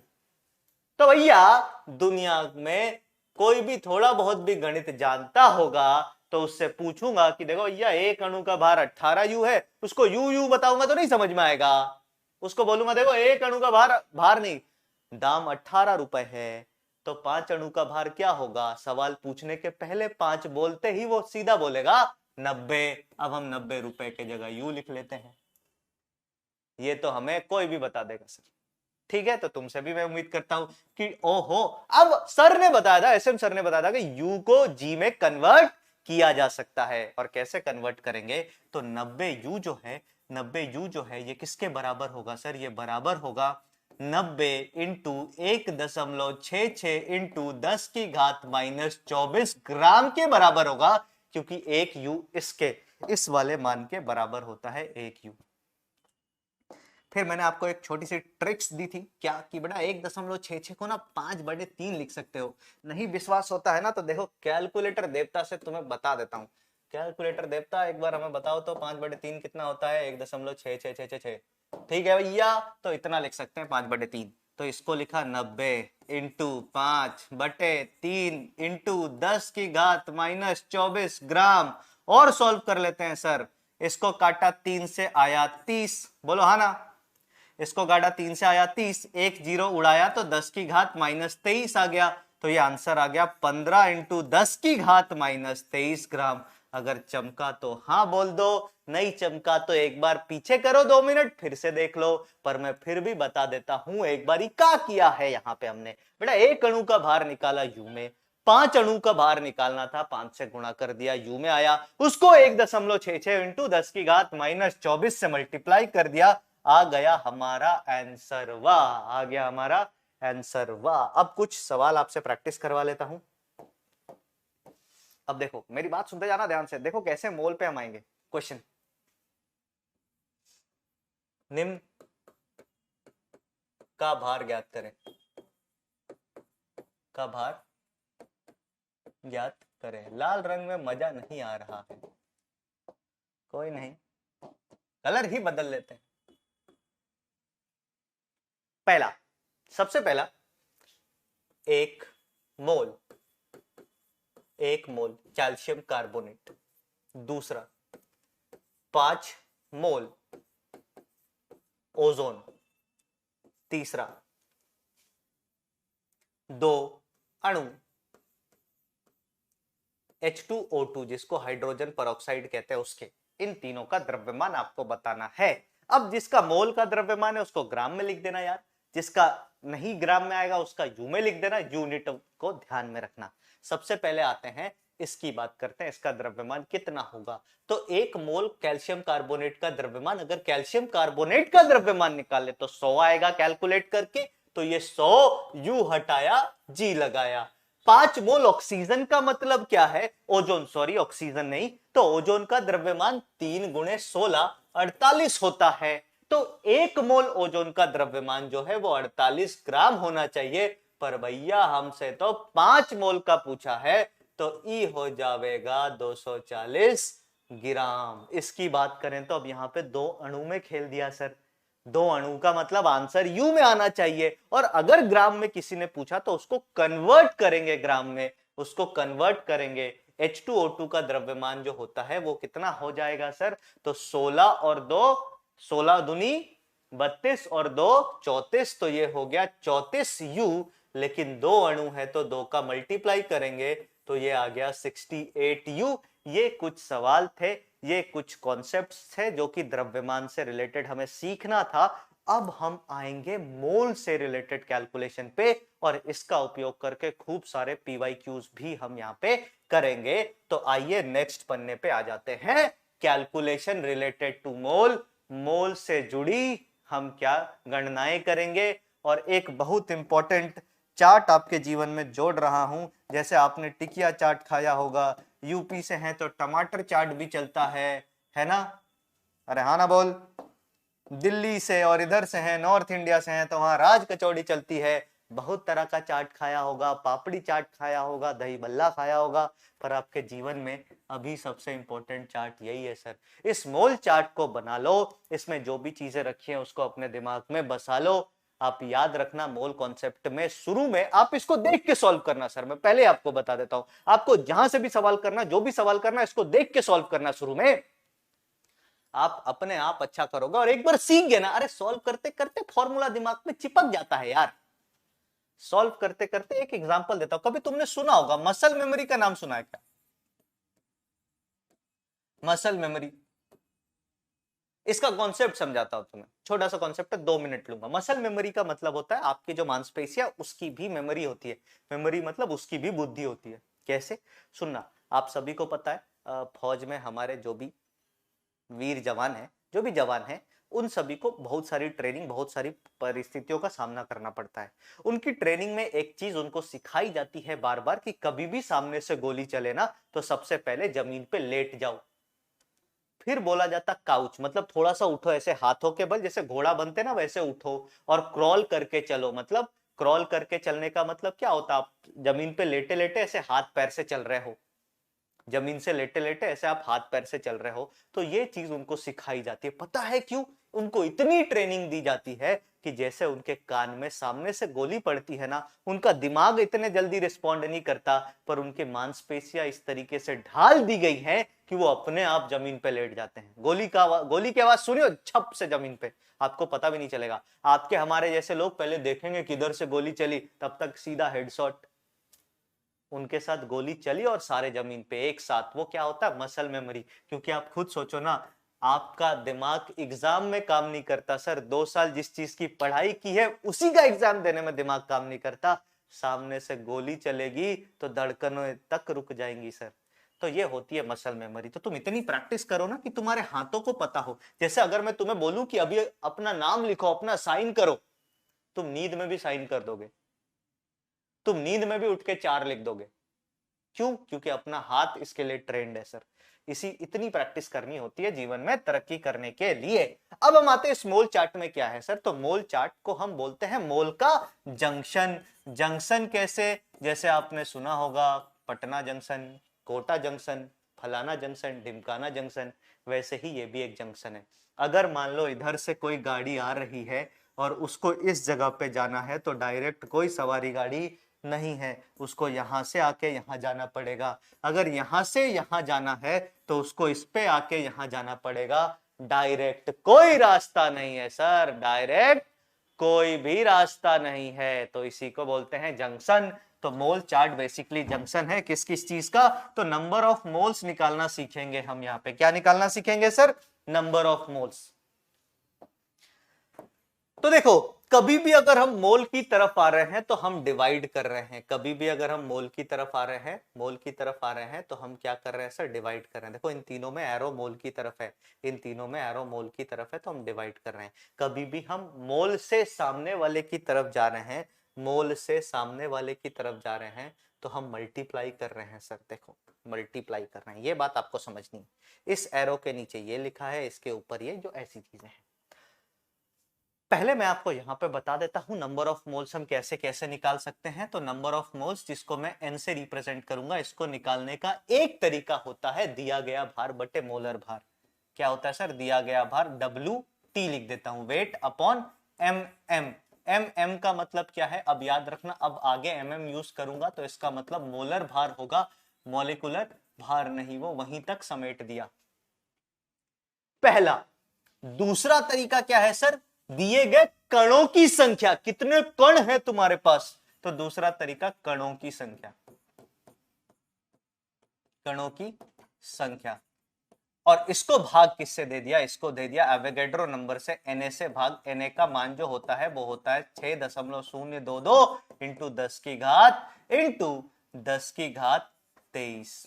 इससे भाग देते हैं तो भी मोल आ जाता है। ये दो फॉर्मूला यहाँ पे दे रखा है। दिया गया भार बटे कणों की संख्या नहीं, कणों की संख्या यहाँ, दिया गया भार बटे मोलर भार, दिया गया भार बटे मोलर भार। इसको सुधार लेना। आप मोल चार्ट अपनी कॉपी के एक पेज पे पूरे पे बनाएंगे, इसके बारे में सारी बातें हम अभी आगे करते हैं। अगर कभी भी तुम्हें दिया गया भार दिया हो और मोल निकालना हो तो मोलर मास से भाग दे दो। अगर कभी भी तुम्हें मोल दे रखा हो और दिए गए भार पे आना है तो मोलर मास से मल्टीप्लाई कर दो। सर कहानी यहीं खत्म। नेक्स्ट आते हैं, कणों की संख्या अगर कभी दी हो और मोल पे जाना है, कणों की संख्या अगर कभी दी हो और अपने को मोल के तरफ जाना है तो हम एवोगैड्रो संख्या का भाग देंगे। और कणों की संख्या दे रखी हो और कभी हमें कहां पे आना है, कभी मतलब सॉरी मोल की संख्या दे रखी हो और हमें कणों की संख्या पे आना है तो एवोगैड्रो नंबर से मल्टीप्लाई करेंगे। और तीसरा और एक आखिरी स्टेशन जिसकी हमें अच्छे से चर्चा करनी है, यह कन्वर्जन केवल और केवल गैस के लिए, only for gases, only for gases, ठीक है, ओनली फॉर गैसेस। ये कन्वर्जन केवल गैस के लिए और किसी माध्यम पे आप इसको नहीं लगाएंगे। इसमें ध्यान से सुनिएगा क्या होता है, इसमें ध्यान से सुनिएगा क्या होता है। सबसे पहले एसटीपी की बात करते हैं सर, सबसे पहले एसटीपी की बात करते हैं। एसटीपी का मतलब होता है मानक ताप व दाब। एसटीपी का मतलब होता है मानक ताप व दाब। एसटीपी का मतलब क्या होता है सर, मानक ताप व दाब। और मानक ताप और दाब पे तापमान जो है, टेम्परेचर जो है वो 0 डिग्री सेल्सियस या फिर 273 केल्विन होता है। और प्रेशर जो है वो एक बार या फिर आप एक बार कहो या एटमॉस्फेयर में अगर इसको लेना है तो 0.978 तो बार ही लिख लेते हैं, एटमॉस्फेयर में लेने की आवश्यकता नहीं है, एक बार होता। ये स्टैंडर्ड कंडीशन है जो कि नया कॉन्सेप्ट है, नई एनसीईआरटी के हिसाब से, नए कन्वेंशन के हिसाब से है सर।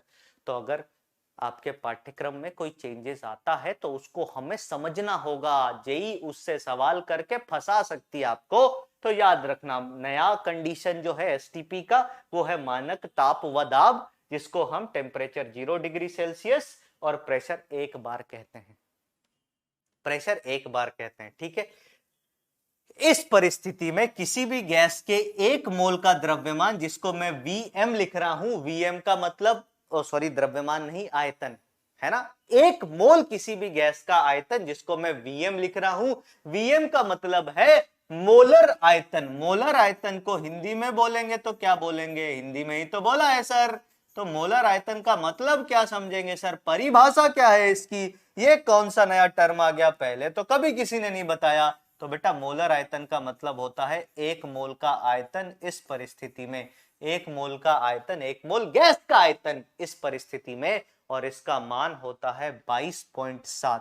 इसका मान होता है कितना सर, 22.7। तो हम क्या करते हैं, अगर हमें मोलर आयतन निकालना है तो 22.7 का इस्तेमाल करेंगे।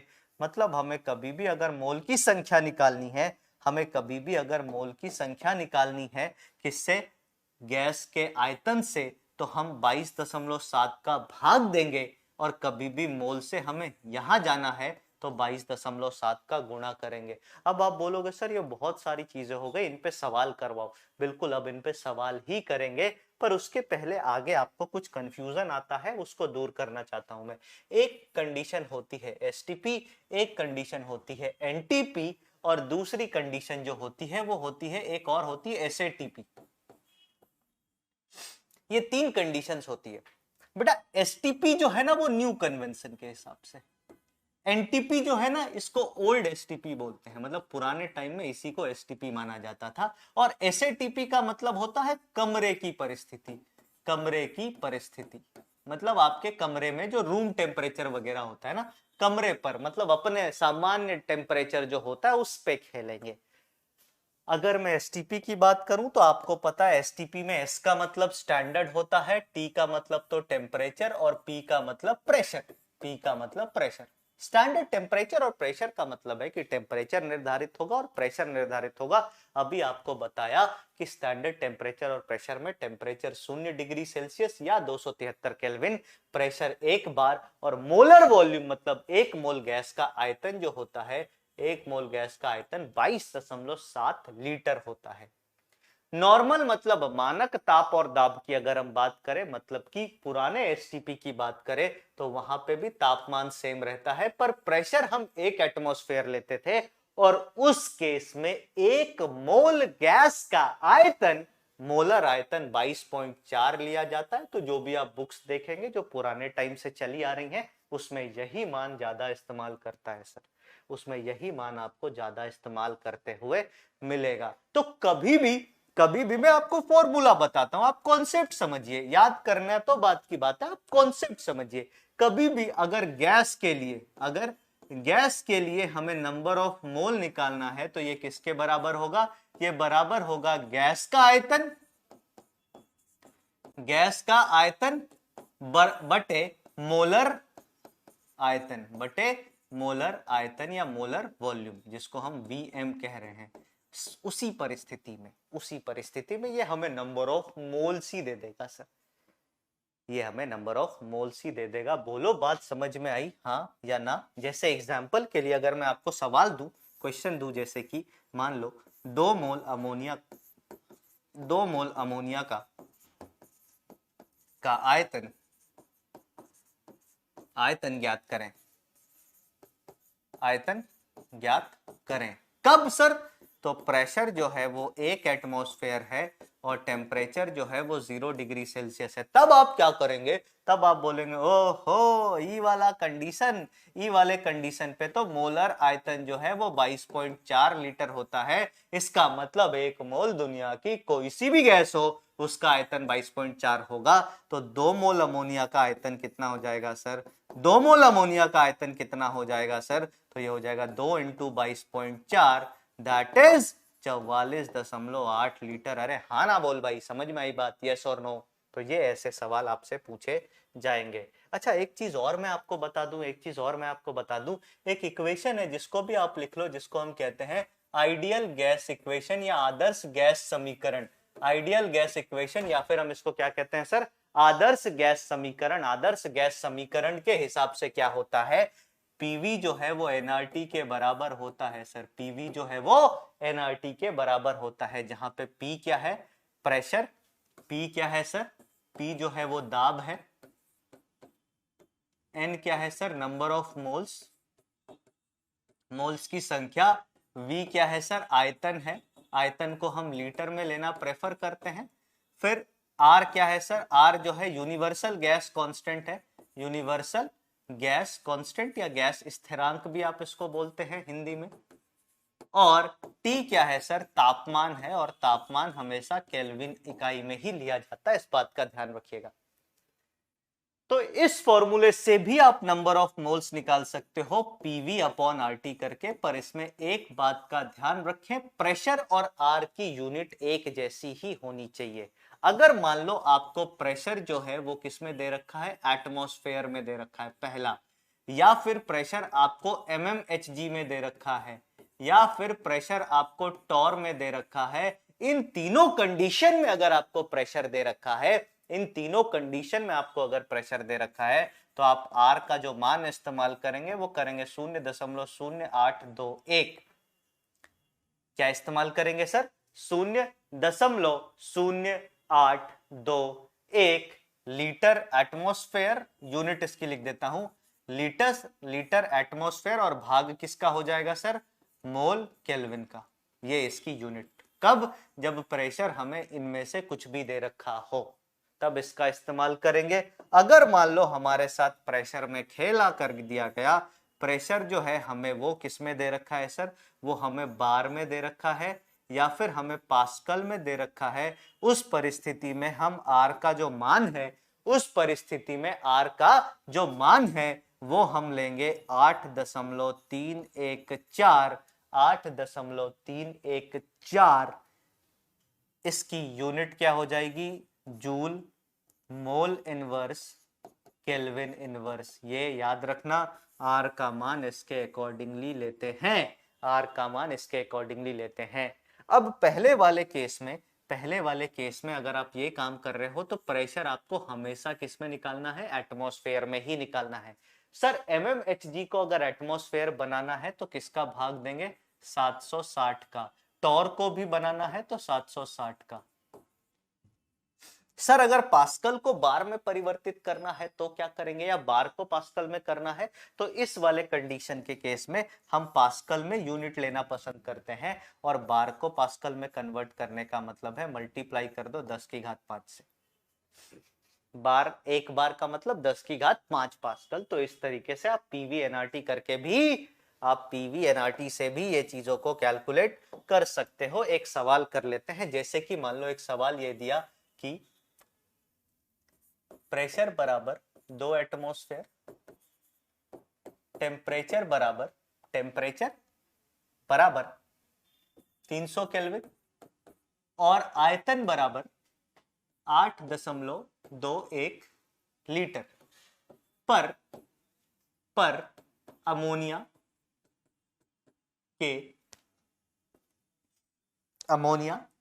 के मोल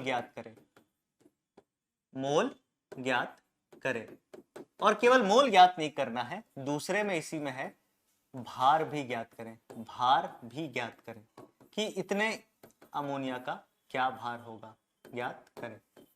ये आपके सामने दो सवाल।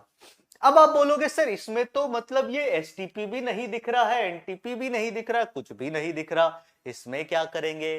तो इसमें थोड़ा सा दिमाग लगाएंगे। क्या सर? एसएम सर ने हमें बोला था कि कभी भी नंबर ऑफ मोल्स निकालना है तो गैस के लिए आइडियल गैस समीकरण का प्रयोग कर सकते हैं, मतलब पीवी अपॉन आरटी का प्रयोग कर सकते हैं। प्रेशर का मान अगर एटमॉस्फेयर में दिया है तो आर का मान हो जाएगा 0.0821 litre atmosphere, mole inverse, kelvin inverse. अरे हाँ ना बोलो या। तो यहां पे वैल्यू रखते हैं, प्रेशर का मान 2 इंटू आयतन का मान 8.21 अपॉन आर का मान 0.0821 और तापमान 300। अरे हाँ ना। इसको अगर इससे काटेंगे तो 100 बार में कट गया, आंसर कितना आ गया सर? 2/3 मोल। और इसको अगर डेसिमल से हटाओगे तो आंसर आ जाएगा 0.67 मोल। 6 आगे चलता जाएगा तो 6-7 लिख दिया। अरे बोलो चमका या नहीं चमका, बताओ भाई। अब एक सवाल और देता हूं, इसको आप घर से करके लाएंगे। ये होमवर्क क्वेश्चन है। होमवर्क क्वेश्चन क्या है सर? मैं यहां पे लिखता हूं, प्रेशर जो है, अच्छा इसका द्रव्यमान कितना होगा? हमसे भार भी ज्ञात करने के लिए पूछा है ना, तो भार ज्ञात करने के लिए देखो, अगर कभी भी आपको नंबर ऑफ मोल्स आ गया और आपको दिया गया भार पूछा है तो हम किससे मल्टीप्लाई करते थे सर? मोल चार्ट पे चलेंगे। अभी मैंने बोला ना शुरू में, आप मोल चार्ट देख करके काम करना।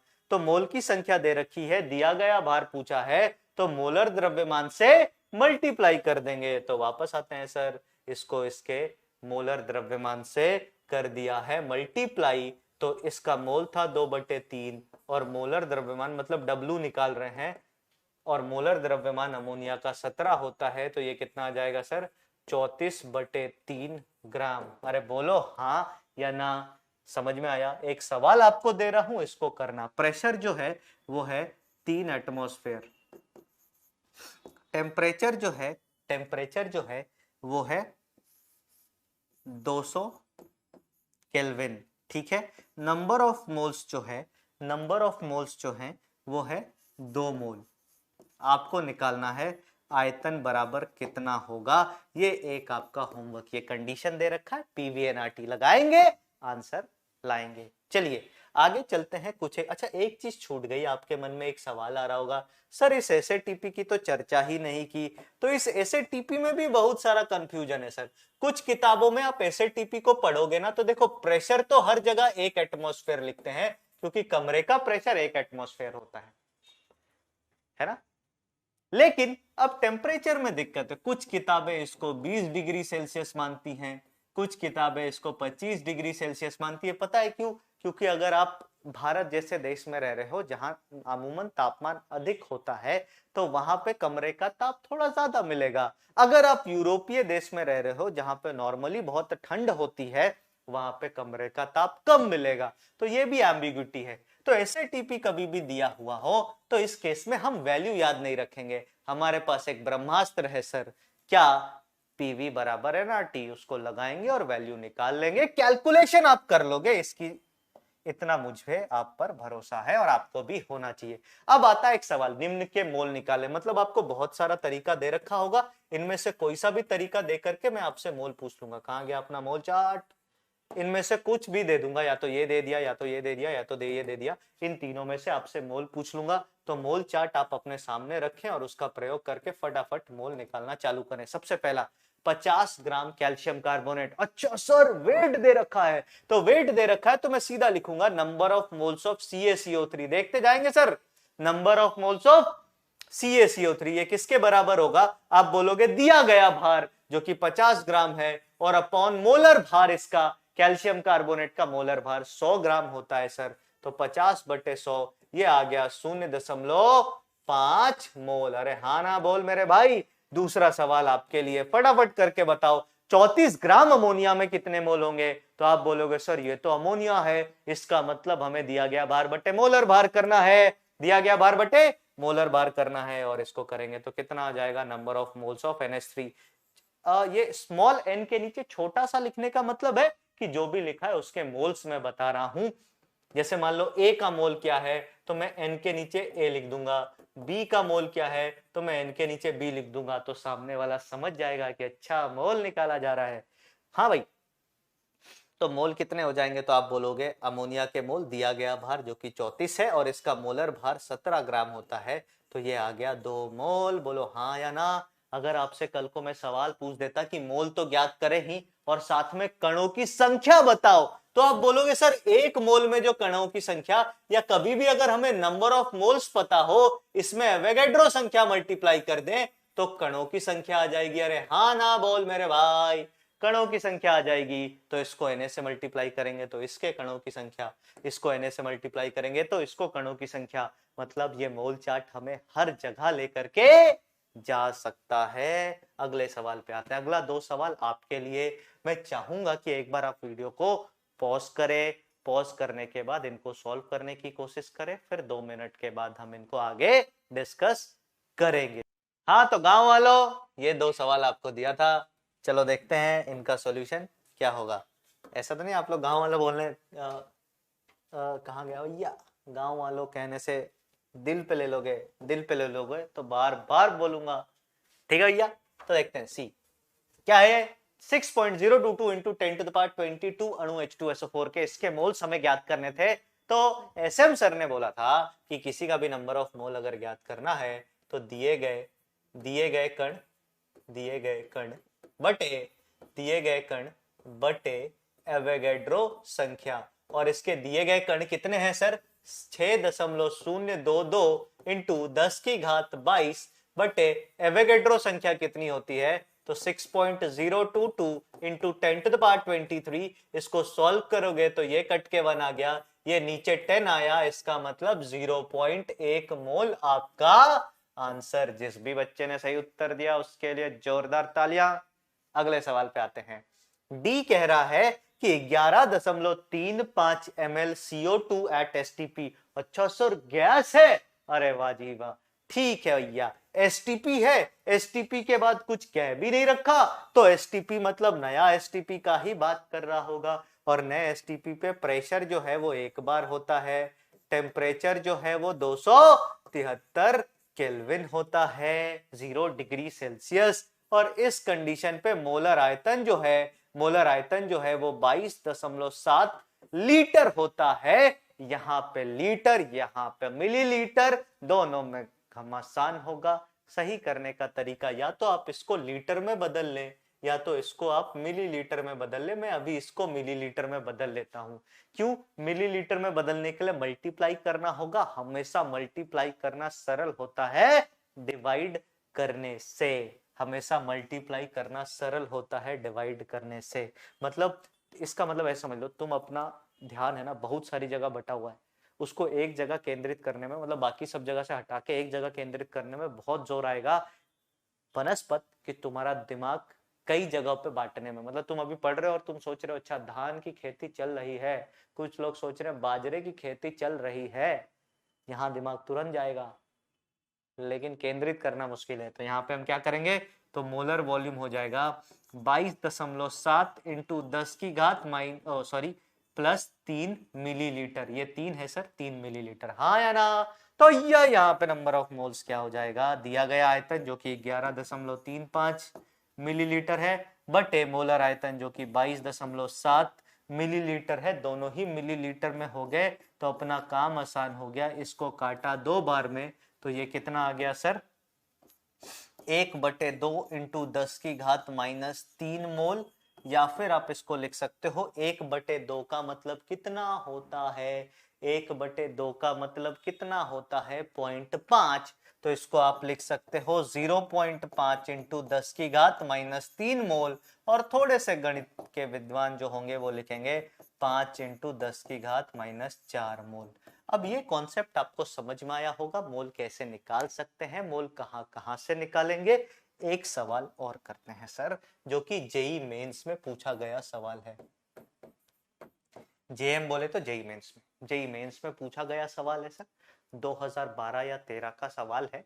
सवाल क्या कह रहा है कि 6.1 ग्राम नाइट्रेट आयन में कुल नाइट्रेट आयंस की संख्या कितनी होगी, कुल नाइट्रेट आयंस की संख्या कितनी होगी। इसका मतलब आपको भार दे रखा है, आपसे संख्या, कणों की संख्या पूछ रखा है, बीच के जंक्शन पे नंबर ऑफ मोल्स आएगा, बिना नंबर ऑफ मोल्स पे गए हम यहां पहुंच नहीं सकते। दिए गए भार से नंबर ऑफ मोल निकालने का तरीका भाग दिया मोलर भार से, और दिए गए मोल से कणों को निकालने का तरीका मल्टीप्लाई किया एवोगैड्रो संख्या से। तो सबसे पहले number of moles of NO3 minus निकाल लेते हैं, जो कि कितना हो जाएगा 6.1 बटा इसका मोलर भार अगर निकालोगे सर तो 61 ग्राम आएगा, 6.1 डिवाइडेड बाय 61, ये आ गया 0.1 मोल। अब 0.1 मोल में अगर कणों की संख्या मुझसे पूछी है, कणों की संख्या, तो कणों की संख्या के लिए हमारे पास मोल चार्ट से क्या सूत्र आया, तो number of moles of NO3 minus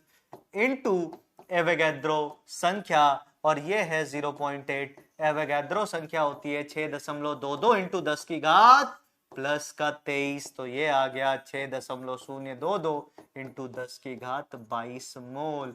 अरे हाँ ना बोल भाई, बात समझ में आ गई क्या, is it clear, is it clear. अब अच्छा ऐसा दे रखा है सर, ये तो खेल दिया हमारे साथ, कैसे खेल दिया, वैल्यू तो ऐसे दे ही नहीं रखी, वैल्यू तो यहीं पे दे रखी है सर, मतलब है मेंस ने हमारा स्टेप एक और कम कर दिया, तो हम घबराएंगे नहीं, नंबर ऑफ मोल 0.1 है, मल्टीप्लाई कर दिया Na से, मतलब 0.1 Na अपना आंसर हो गया सर।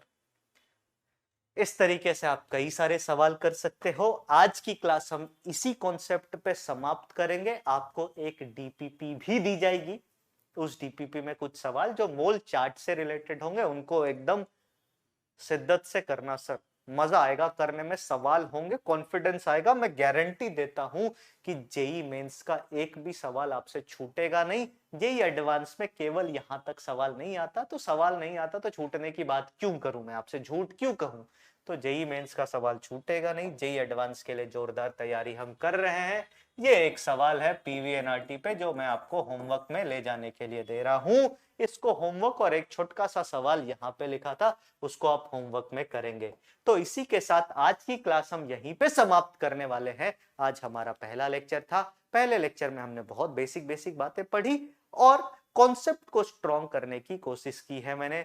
कल से जो लेक्चर होगा, अगले लेक्चर में हम इसी चीज को और बहुत ऊपर लेवल तक लेके जाएंगे, और बहुत सारे अच्छे अच्छे सवाल जेई मेंस के करेंगे, एडवांस के करेंगे, बाकी किसी कॉम्पिटिटिव एग्जाम में जैसे बिटसेट हो गया या और कोई कॉम्पिटिटिव एग्जाम में आए हुए सवाल भी हम देखेंगे।